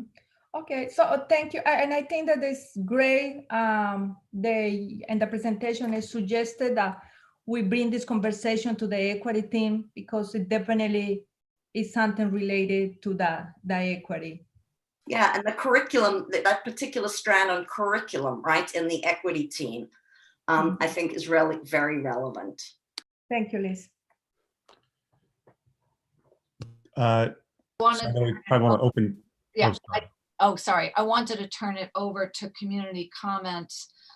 You know, before I do, one of the things that I'm thinking about is that, you know, when you had the elective slide on what has changed over the years and how, you know, various electives are phased out, some come in based on interest. One of the questions I have, recognizing that a pandemic year is not the year to use data to make any sort of decisions moving into the future, is declining interest in enrollment a process issue? For example, how students, the whole elective selection process, or is it in fact a result of reduced interest and, you know, perhaps scheduling conflicts, because we know that there's scheduling conflicts and you can't have everything, but that's one of the things that I want to understand, building on Ariana's question. Yes. So one way to look at that is to look at initial requests, you know, over a pattern of years, to say, what is the general interest? Because as you mentioned, Rena, there's a difference between what people ask for and the pattern of that, the interest, versus what happens through the scheduling black box. That is all the conflicts, all the variables, the staffing, the slots, and that. So that's one data to look at over time. And if you recall, that came up and has come up in many of our program reviews, where we look at longitudinally participation cohorts coming in, and what we see, again, and try to be very specific to understand what's behind that trend. I would say it's a combination of changing interests, the addition of new programs that, you know, focus students' attention. For example, you know, there was a period that we saw a significant rise in interest in computer science and STEM courses, and there's this huge shift. So this fluctuates over time, and that sense of nimbleness is around how do we create opportunities that are relevant to kids and have the ability to do that, to find people who could teach it. But a starting point is to look at requests at the beginning of the process over a long period of time. And that's something that we can and do and report out. But can I also, just one last comment? Sure. So Bob, your point about that black box, and I'm reading through a lot of the chat that comes through about the clarity of how that process of getting electives seems like it is sort of a black box. And I'll admit, I had 3 kids who went through high school and, you know, had various crises around how to get the electives to work and different strategies to sort of try and game the system. I also recognize how much crazy work it is to get this to happen. But I'm just wondering if there's some way to improve the transparency of the process to make people understand when they're thinking about what they want to pick, and showing sort of the through line of what that process is, to understand how they might be able to get what they want to do. Because I sense, I mean, we've all been getting emails and, you know, I sense there's frustration just not understanding what happens in there. And again, recognizing how complicated it is and how long that process is. And you probably don't want to get phone calls from, you know, 1,000 parents about it, but some way to make it clear, here's what happens. And if this is your kid and your kid wants to do 2 electives and one of them is music and one of them is a limited ability, here's what you ought to think about talking to your kid about doing, and here's what they ought to request, and here's what might be an outcome, and some way to just make that clear. Because I had 3 kids who went through this. I still don't completely understand it. And I was talking to my kids tonight to try and, refamiliarize. And it is like it's the black box. I think whatever we can do to try and make that clear and gather data and share data. Right, I agree. I just want to say that there's a lot that goes in from the beginning of the scheduling process, what people want and the changes and the conversations with individual guidance counselors, ultimate choices, conflicts between taking, especially with juniors and seniors around multiple APs and when a section of one section of an elective is available. I think, as we said, I give credit to Mario because you're talking about thousands and thousands of requests and data points, and then you have a master schedule and you have limitations. So I think we all want the same thing. I think what's interesting in all this is that the philosophy of the administration is how do we promote equity of opportunity and give kids as much as they want within reason of what it takes to schedule school in our staffing. And then how do we communicate that in a way that's effective so that people understand it and can accept it, Rob? And I think that's the thing. We have to be honest and recognize that people have gamed the system, right? That there is a finite number of seats for certain things and kids want to have a robust experience. And so how do we have a level of fairness in this if the philosophy is driven by one for all, that is a choice as a baseline? And that's why we said, if it is realistic to say that there is not a large number of students that seek to have 2 or more, and how do you understand that and create a process that might accommodate that interest?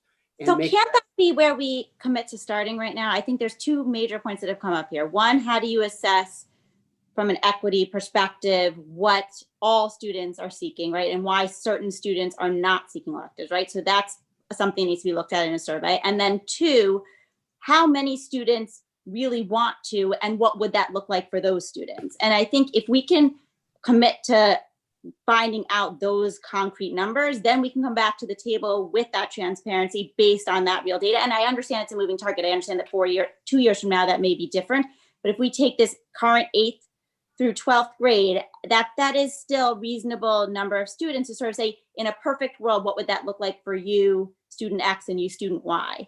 And then I think we can say, yeah, we can do that actually, or actually we can't, but here's what we can do. And that's how we then become transparent. Well, I think that becomes extremely valuable and important because if we anticipate that the enrollment of the school is going to grow, it's going to become increasingly frustrating or difficult for everyone to get what they want and or to understand the needs in an equitable fashion. So I agree with that. And I don't think we're going to solve it tonight, but it's really kind of recognizing the challenges that lie ahead and understanding how we get there and reporting back as well. And just to put a fine point on what Rob and Ariane both said, it has to start with the 8th grade kids and their families. And so that they have that clarity and that understanding. Once we get to that point, that's where it has to start. Yeah, and I would agree with that, Paul. And one of the things we see in recommendation of next steps is the connection between middle school experiences in the UA program and high school. One of the reasons why we kind of adopted this idea of pathways is that if you can create foundations and interest of students in middle school, how do you carry that through or provide opportunities and flexibilities to try out a lot of things in middle school that may lead to a concentration overall in high school? The only thing I want to say to the board is that where you see changes in interest, and I would say lasting programs, you see a commitment by those individual departments to really reinvent and continually experiment with different ideas around this. I would say the music department has been certainly committed to looking through the branching opportunities, how they explore different experiences, with the e-music in 8th grade and what that generated. That similarly has been, we talk about, look at the engineering pace, computer science. It's how to continue to reevaluate the programs now and start to understand how you can generate interest of students over time. I'd also like to say before we move on into public session our public forum is we have in this presentation, we've presented phenomenal electives and a variety of elective options. And you know, when I think about Black and brown students or families that are coming from economic disadvantaged homes, they absolutely want to participate in these electives. It could be that in some way, shape, or form, this information isn't hitting home. And, you know, to say, yes, absolutely, we're constantly thinking about evolving. We want to continue to evolve our elective options. But it could also be that, you know, it's intimidating sometimes when you look at all these electives as well, going into high school from the homics to say, I don't know what to do. I don't even know what some of these options are, even though it's been presented. And I think we also need to rethink that as well moving forward, because we want our students to participate in these electives that are already. So Kristen, to that point, for many years through the PASS committee, we invited seniors in at the end of their senior year to seek their feedback, almost like an exit interview. And what I found to be consistent is there were many cases where students found that connection through the elective program, and it actually propelled them into where they're heading into college and the university. I can think of a number of kids through whether it was computer science, students of color, and certainly students of low SES who really connected with, as Liz had described, found a home, and then just really developed this overwhelming passion that provided an overall academic success and a direction. So I think we've said the next step is to sit down and survey and find out, you know, what this process looks like to kids, to students, and say, how do we improve it? And then what their interests are. How do we connect to the interests as well? So that's part of it. I want to say, as we transition to public comment, it's possible and most probable that we're not going to sit here and answer every question or respond to every comment. It would make sense to capture this since we're recording, and then be able to present responses through the superintendent's inbox or some way as a postscript to what people have to say this evening. But I don't anticipate, given the time right now, that we're going to individually respond to public comment. Thank you for that, Bob. I want to transition now to the public comment portion. Before we do, I'm just going to read our policy for making comments. Anyone who wishes to speak, raise your hand. Debbie Minetta will be the one to put you into the meeting to allow you to ask your question live. State your name, address, and any organization you're representing. Any group or organization wishing to address the board has to identify a single spokesperson. We ask that you please keep your remarks to 3 minutes to ensure opportunities for others to speak and to facilitate this opportunity. The board will not permit in public session comments involving individual district personnel or students. And that actually includes, praise or criticism. Persons wishing to discuss matters involving individual district personnel or students should present their comments and or concerns to the superintendent of schools. All speakers are asked to conduct themselves in a respectful and civil manner. Obscene language, libelous statements, threats of violence, and statements advocating racial, religious, or other forms of prejudice will not be tolerated. If there's an objectionable statement, you will be given a warning, and if it continues, we will unfortunately cut you off. And that is our policy. So with that, Debbie, I want to turn it over. I know we had some hands raised. We have about 8 community members at this point that would like to ask questions. So let's go ahead and start with Arden McHugh. Thank you. Arden. Hi, Arden. Hi. Hello? Oh, hi. I'm sorry. We could hear you. It's fine. Thank you for your email to the board. Oh, you're so welcome. Thank you for replying. So I'm Arden McHugh, and I'm a senior here at Mamaroneck High School, and I'm also the president of the PACE Executive Council. While tonight's meeting isn't specifically about PACE, I wanted to bring up a couple of points that are relevant to me as a student of this high school. For some, it may be more difficult to afford or attend an outside performing arts agency.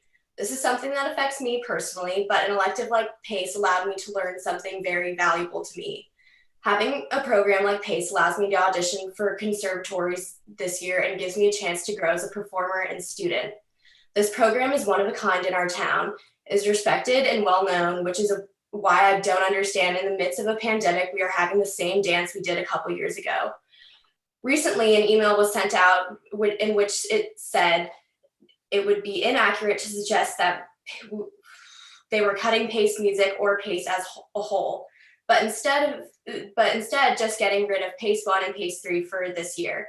In the same email sent out last week, a link was shared to a post by Dr. Schatz in which he says the reasoning behind this reduction of PACE 1 and PACE 3 is due to lack of student interest. This is simply not true due to not allowing the freshman class to take a second elective this year. We do not have an accurate depiction of the student interest for PACE this year. As far as I know, last year, PACE had an enrollment of 36 freshmen, when that freshman class had the option of 2 electives, and this year the enrollment for the freshman class is 37, with the option of one elective. It isn't unreasonable to think that the number would be larger if the second electives were allowed. I care deeply about this program, and I want to be able to know that children in years to come who can't afford to take an outside agency have a place to go in Mamaroneck High School. I want them to know that they can have many interests. If they want to take PACE and band, they can, or culinary and computer science. Whatever students want to learn and be engaged in about, they should be able to have the right to, no matter what their financial situation is.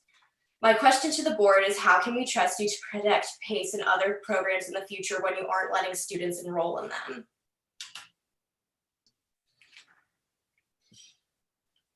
Thanks, Arden. Thank you for listening. Thanks, Arden. Okay, now we're going to go on to Irene Halprin. Good evening, member of the board. My name is Irene Halprin. I reside in Larchmont. I've been in this community for the past 21 years, and I have 3 children. The last one is a senior at Mamaroneck High School.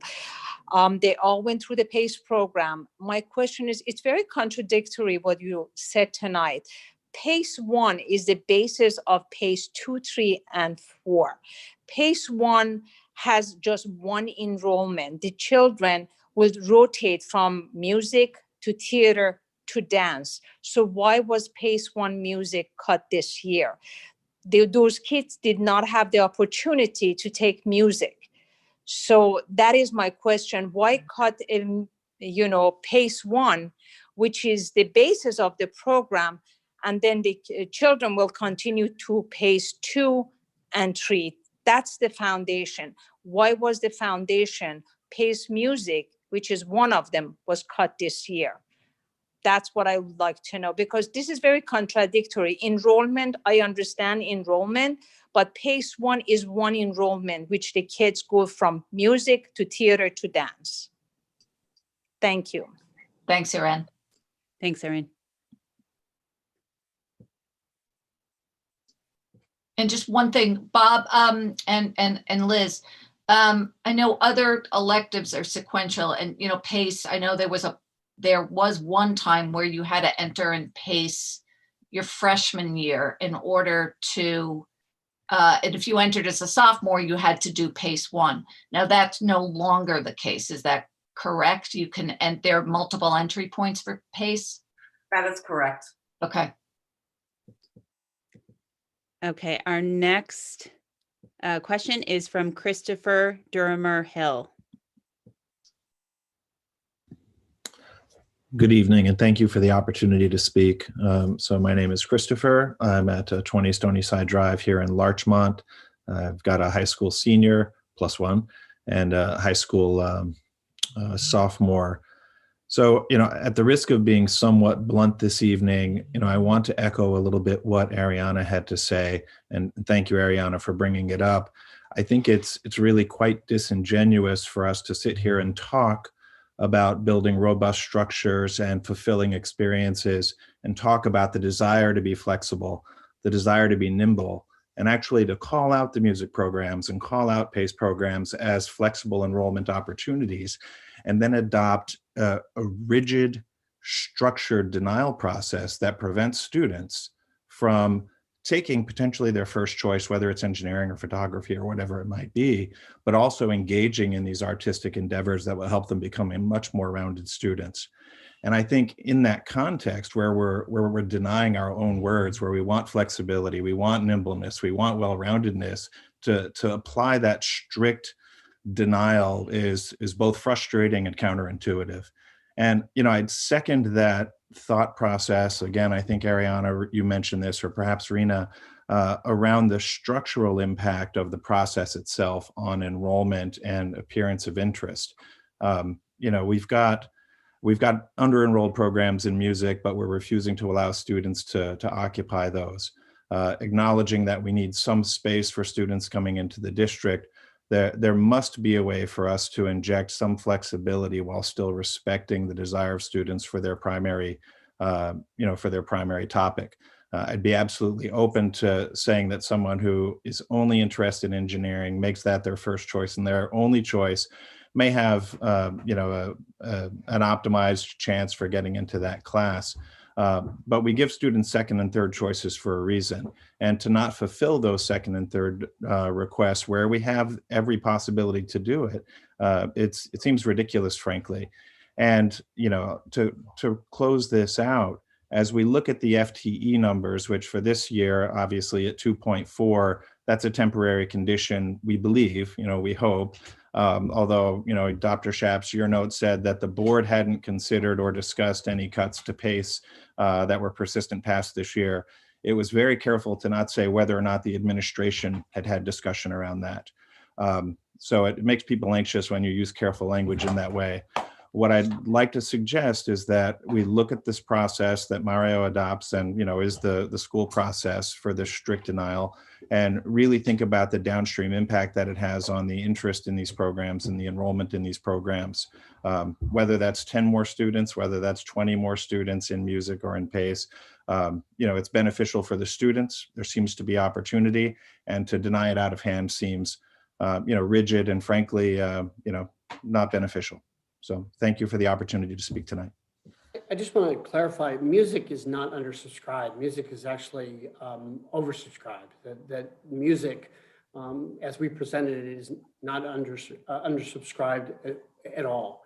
I certainly appreciate the comments. We also tried to point out historically that where students have had the opportunity to enroll in 2 or more electives, it is primarily students who are in PACE or music or OSR in one other elective. So I think we all recognize the next step here is to understand how do we honor those individuals who have one choice, who seek that based on our philosophy, and create additional opportunities for as many students as possible within reason, within the limits of what's possible. And I think that's what we want to do.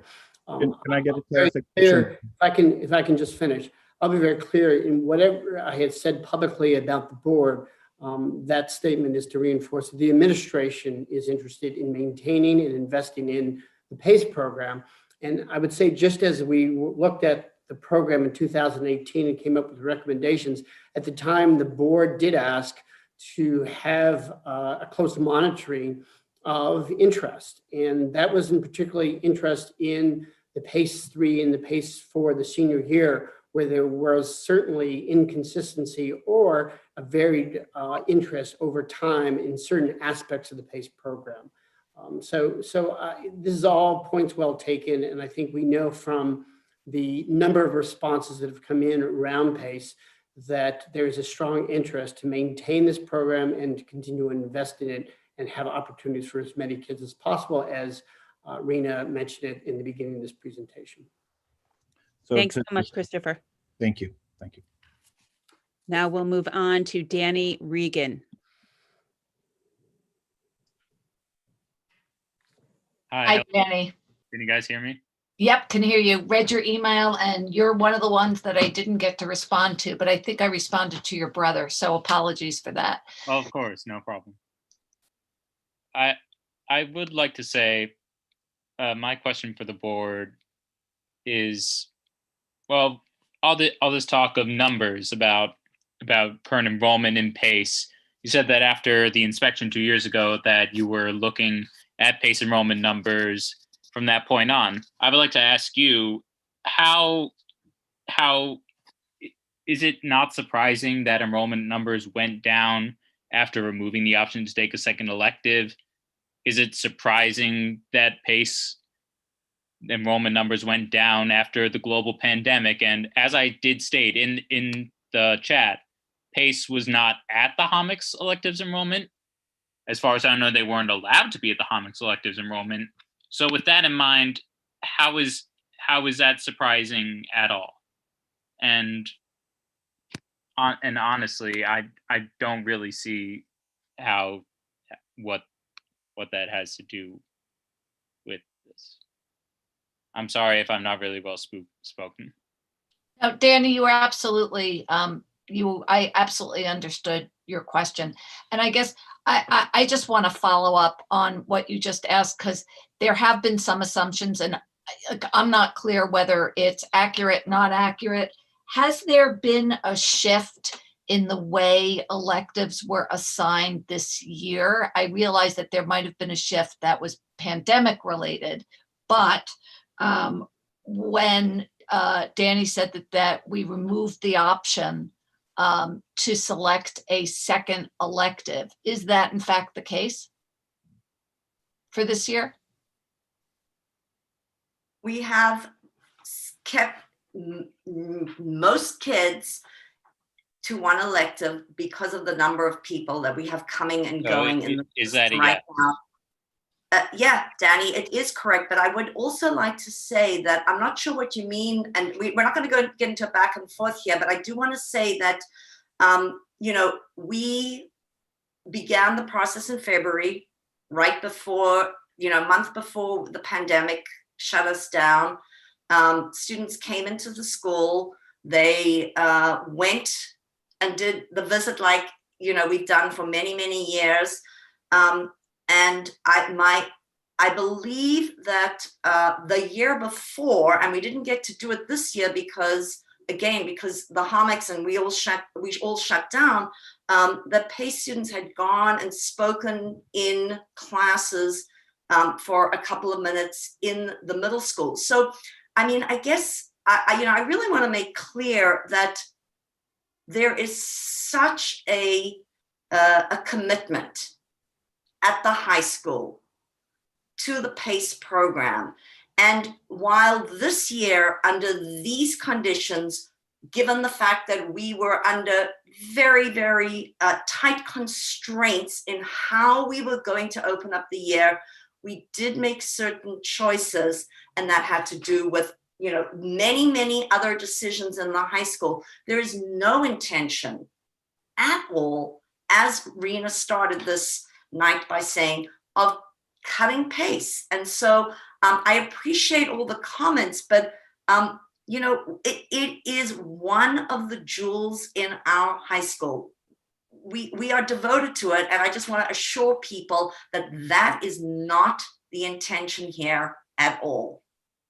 I know we want to make sure everybody has a chance to ask their questions, so I want to thank Danny. Of course. Did you have something to say? No. Yes, I would like to add that, of course, times being what they are, things have to be taken into account. But I will say before I leave that I do believe actions speak louder than words, and a lot has been said tonight about care for the PACE program. Well, I don't doubt that all of you have a care for these programs and acknowledge what they can do. I do believe actions speak louder than words, and that things are not looking good for the PACE program, especially the PACE music program, based on what you have said. And thank you for your time. Okay, thank you, Danny. Thanks, Danny. I want to move on to the next question. Yes. And I'm sorry, Rena. Did you? No, go ahead. No, go ahead. Lisa Tudyk. Hi there. I don't know if you can hear me. Yes. Okay. Hi, I'm Lisa Tudyk. I graduated class of 2020. I currently reside in San Diego, California, and go to the School of University of Southern California as a freshman. My point today is, as many of you know, I'm a very strong advocate for PACE, but I'm choosing to look more at the 2 elective option in our school and how that is kind of being jeopardized. And I would like to speak to my experience as having 2 electives and how that really defined the course of my future and my college experience. So I started off in PACE, and I also chose to enroll in OSR. Um, in OSR and PACE, they have both crafted me to be passionate in very polar opposite passions. And coming in as a freshman, I knew that I wanted to pursue these passions, but I didn't feel like I could. I was told when the counselors came into my science class in 8th grade that I most likely would not be able to take 2 electives that were so different in the high school, and to see that they are taking that away even more as the years go by. I just want to emphasize how much each of the electives really helped me pursue my college experience. OSR gave me the opportunity to study in Weill Cornell with top oncologists, to gain a mentorship relationship with both Mr. Garbarino and my mentor, and to contribute, even if it was minor, to the scientific world as a teen. PACE really taught me how crucial it was to have public speaking skills, to learn the importance of a community and the importance of a collaborative atmosphere and the acceptance, especially in the work world. That is truly something that everybody needs to take out of their high school experience. And I think that PACE strongly emphasizes that. And also that PACE allowed me to gain an immense passion for the arts with no excruciating costs that I would have to endure if I looked at outside groups. It was affordable, and it gave me even more of a passion in a community as a whole. So my question is I found out that if I would have been a freshman this upcoming year, I would not have been able to take those 2 electives or sign up for those 2 electives, and could only take PACE if my other elective was an art elective. Now, I'm open to correction on that, but I do think that the emphasis of keeping the 2 electives alive and giving that opportunity to everyone that wants it really does craft their college experience. And I mean, just to emphasize that, I am a theater BA at USC and pre-med, and I am furthering both of those and doing research and shows. So truly, I do believe that keeping the 2 electives is vital, and that it does need to be taken into account that every student has a different story. And of course, that if someone has one elective that they would choose to take, that they should have that priority. But also that I believe that if people have a second elective, such as PACE, and they were coming in this year, they weren't as having the same opportunity as I did to be in PACE my freshman year. So I do want to ask, why can students no longer take PACE as a second elective if their other elective is not in the arts field?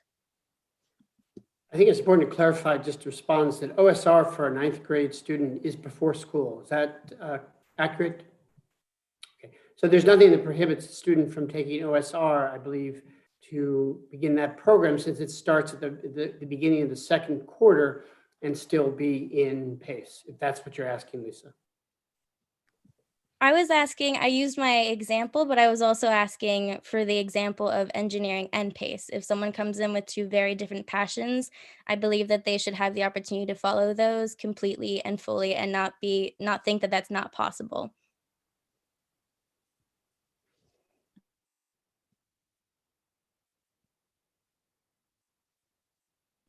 Thank you for the opportunity to speak. Thanks so much, Lisa. I just want to jump in here. I know, listen, all of you students, parents, we heard, your passion. Many of us on the board, as I've written to, a lot of you have attended PACE performances over the years, have had students or friends with children who participated in the PACE program. So we truly know what it means. And as I said at the beginning, we have no interest in eliminating PACE music or cutting PACE music. And what we really are trying to understand, and what some of you identified, is what is the process for choosing electives? Is that process working? And does everyone understand what that process is? And in addition to that, if we were to say standardize the selection process, what would be the benefits or challenges? You know, and it sounds fairly standardized, but you know, we all know that there are loopholes. So is that something, should there be hard and fast rules? What are budgetary constraints? What are scheduling constraints? There are a lot of moving pieces, but I do think that we need to dig deeper to understand all of it before we make any determinations. And that was really, as I said at the beginning of this meeting, that's really the purpose of this, meeting. And there's, and there's follow-up that we will need to have. Okay, so we'll move on to the next question from Eddie Cam, and I just want to remind people to try to keep your comments to under 3 minutes. Eddie? Can you hear me? Yes. Okay. Okay, good evening to the members of the Board of Education. My name is Eddie Cam. I was a member of the most recent graduating class of Mamaroneck High School. I think that a lot of what I want to say has already been said, so I'm just going to skip to 2 points. I also sent an email out to the board, so I encourage you to read that if you want my whole opinion. I did, Eddie, and you raised some very thoughtful points, so thank you for that email. Okay, thank you. So 2 things I just want to mention. First off, before in the presentation, there was a slide where it said that the current enrollment at PACE for the capacity levels in the 3-year average, that it was 214, and that in music it was 710. So I think this was mentioned, but I just wanted it to be reiterated. So I took PACE and music my 4 years. I was also in swing choir. And when I was in, so swing choir and choir would be double counted. That is what I'm assuming by that stat, right? Because there's not 710 students in the music department. I just want to make sure that that's clear. So that's my first point. And by the way, I care about the music department and PACE. They're both very, very important, as well as all electives are to all students. And which is why I think it's so successful that we are able to have those electives happen in the middle school. For example, with choir, orchestra, band, tech, you're able to have a lot of electives, but you'll notice that there is no middle school program for PACE. There is none. There is the musical. That's how I got introduced to PACE. We were encouraged to look at both programs many years ago when we were doing the musical, but there is no middle school program for PACE. I think that it is just very important, and I'll end on this. When we're looking at these stats and these numbers, to remember the people behind them, and to remember that everyone cares about the elective that they are part of. It has been mentioned before, but people are passionate about what they believe in. And as you can, sure you've seen, a lot of people have been passionate in the comments and through emails and such. And I just am so encouraged by what I heard from the board tonight.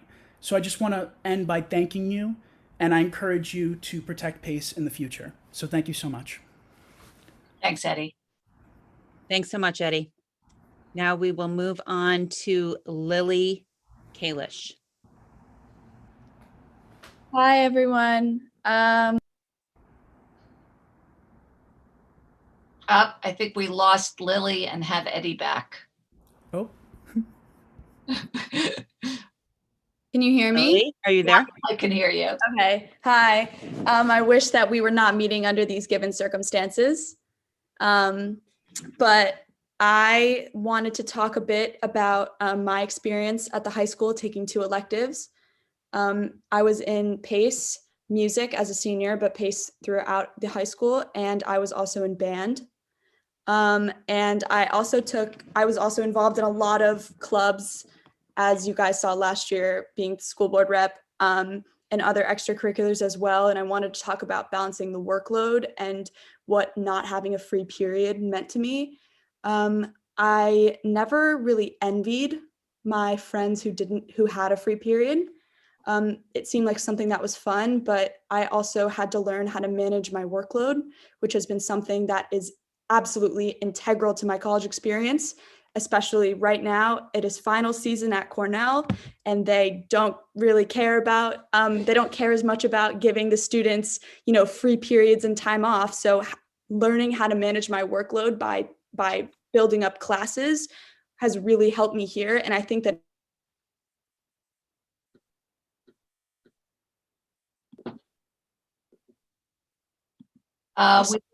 we lost audio. I'm sorry, I have poor connection. But I wanted to say how building up a workload and learning how to manage your work as a freshman in high school is extremely important as your work grows throughout the high school, and giving students the opportunity to take 2 electives, no matter what they are, allows them to pursue passions that they can't really experience in other classes. And being able to pursue music through so many different avenues, mostly through PACE, has allowed me to now take music as a minor at Cornell. And I was going to talk more about the differences between PACE music and the music department, but I was really encouraged by what I heard from the board about how it's being protected. So yeah, that's all I have to say, but I hope everybody had a good Thanksgiving. Thanks, Lily. Good luck with finals. Thank you. Thanks a lot, Lily. Now on to Jeffrey Allen. Hi, Jeffrey. Can everyone hear me okay? Yep. Cool. Yes, I want to talk about some of the course assignment, the elective assignment process. By the way, my name's Jeffrey Allen. I'm a grad of class of 2017. I study engineering at Northeastern, but I took 4 years of PACE and choir in high school. I think that when we have classes like OSR, PACE, and the music department, all of which are expandable classes, that there really shouldn't be a reason that, as long as it works in a student's schedule, that they shouldn't be allowed to take it as a second elective, because they're expandable. Now, obviously, I'm looking at your PowerPoint, and music is oversubscribed, as well as OSR, which I'm a little bit confused on how it can be oversubscribed if it can expand. But I am very confident that the music class enrollment has been double counted, because classes like swing choir, Mac and treble, jazz band, while they're technically classes, they don't take up a class period. So I was actually in 3 music department classes all 3 years of high school, but they didn't count. That doesn't really count when you're making a schedule. And then what ends up happening is basically every other class has enough enrollment over the past 3 years, except for engineering architecture, which is only off by about 10. So that's a pretty small deviation out of the amount of people it can take. I really don't see, when we're trying to encourage people to take classes and find fulfillment in these classes, why there isn't the opportunity for someone like me, who is techie but also loves music and performing, why that is limited when we even say that PACE is under enrolled.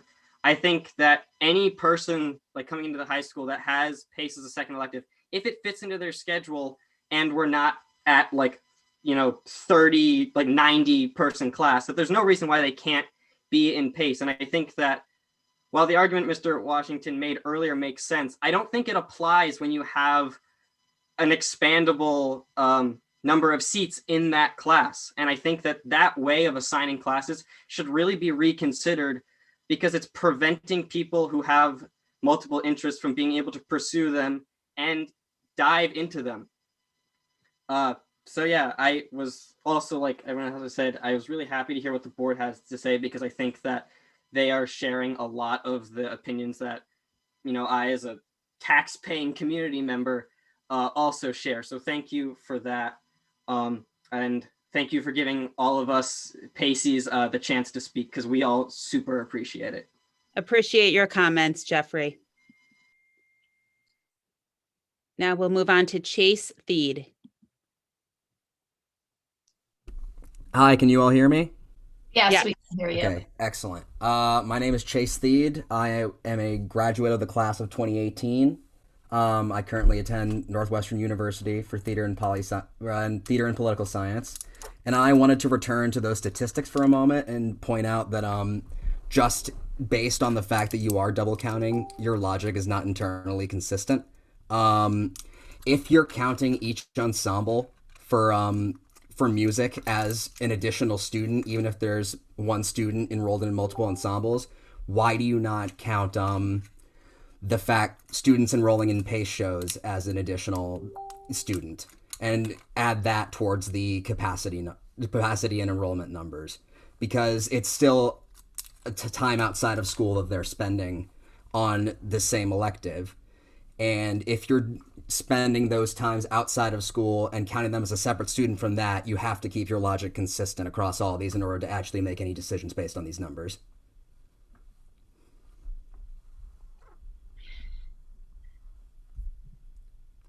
That was all I had to say.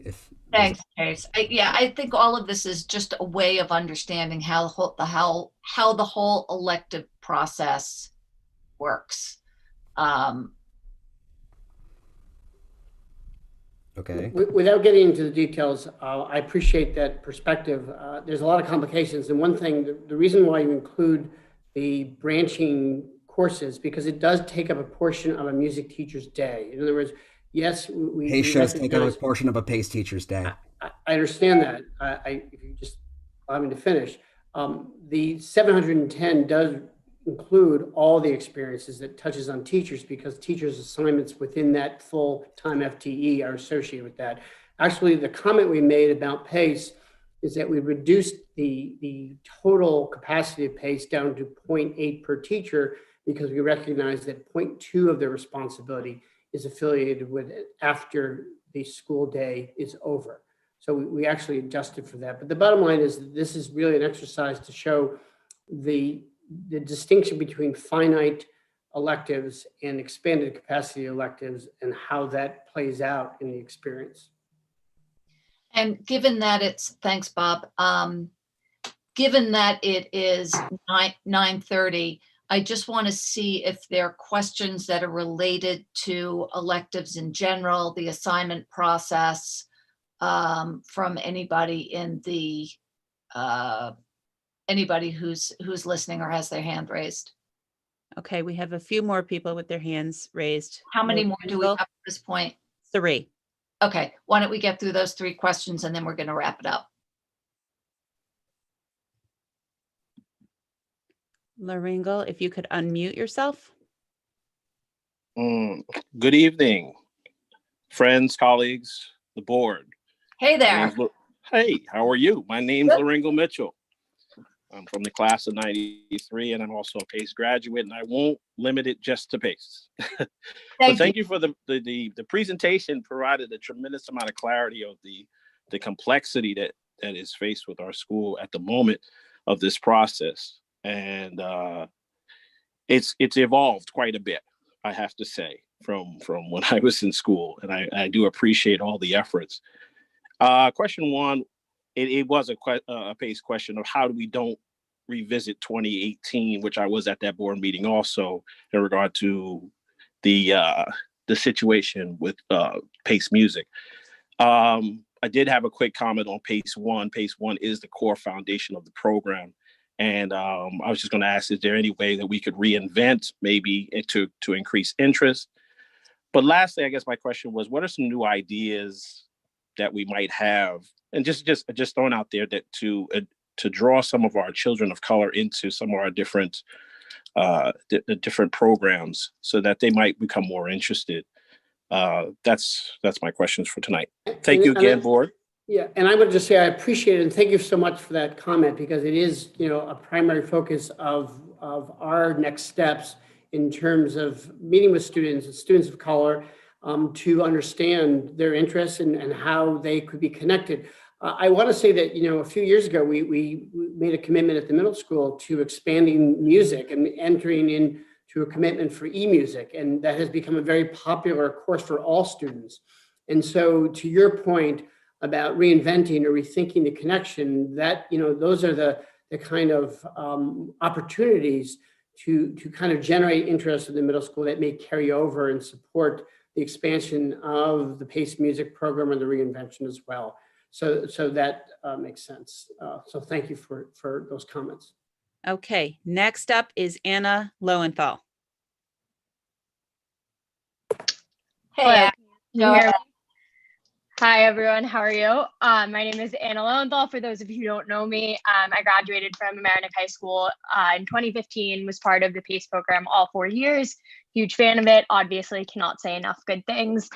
What I wanted to ask was if there, and I know we've touched upon this earlier about the fact that PACE, unlike programs of art, music, engineering, technology, there are pathways in the middle school and a lot of those in the elementary school. I had to take art and music, etc., from the time I was in kindergarten at Chatsworth until I got to the high school.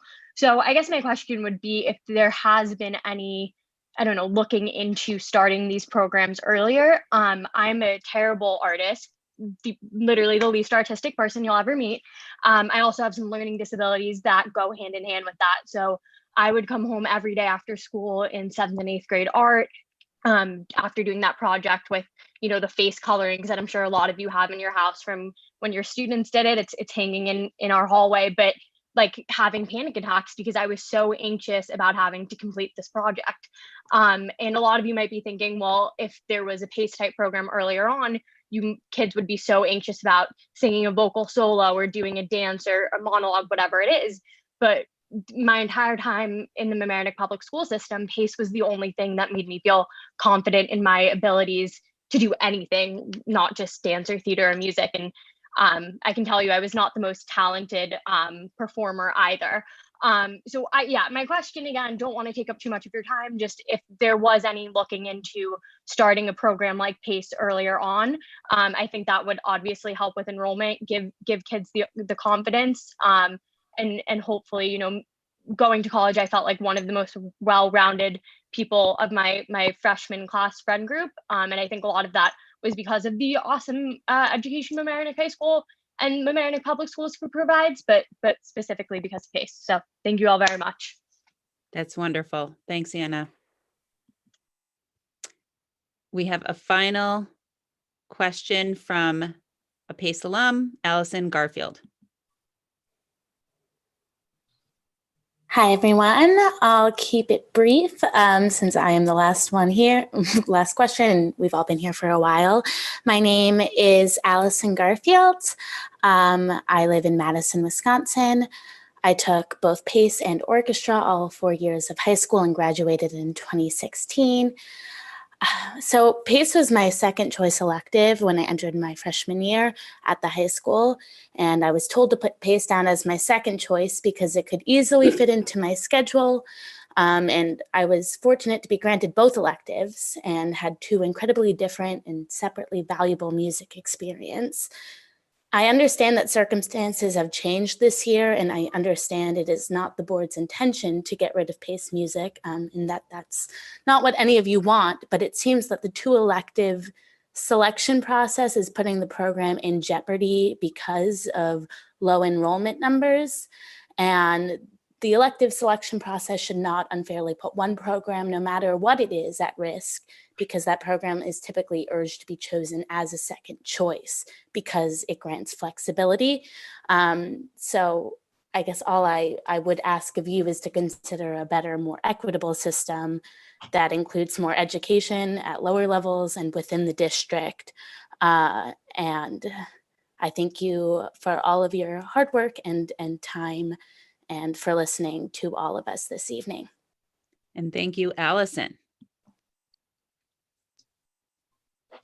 Okay. That's it.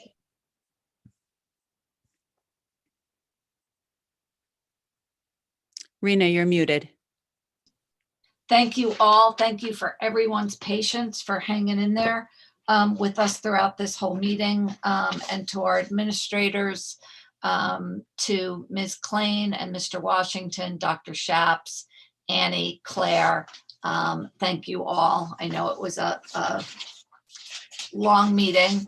Okay, as I'm rustling my papers, I want to read our future business upcoming meetings. On Tuesday, December 15th, we'll have a Board of Education business meeting, and the topic is the district assessment plan.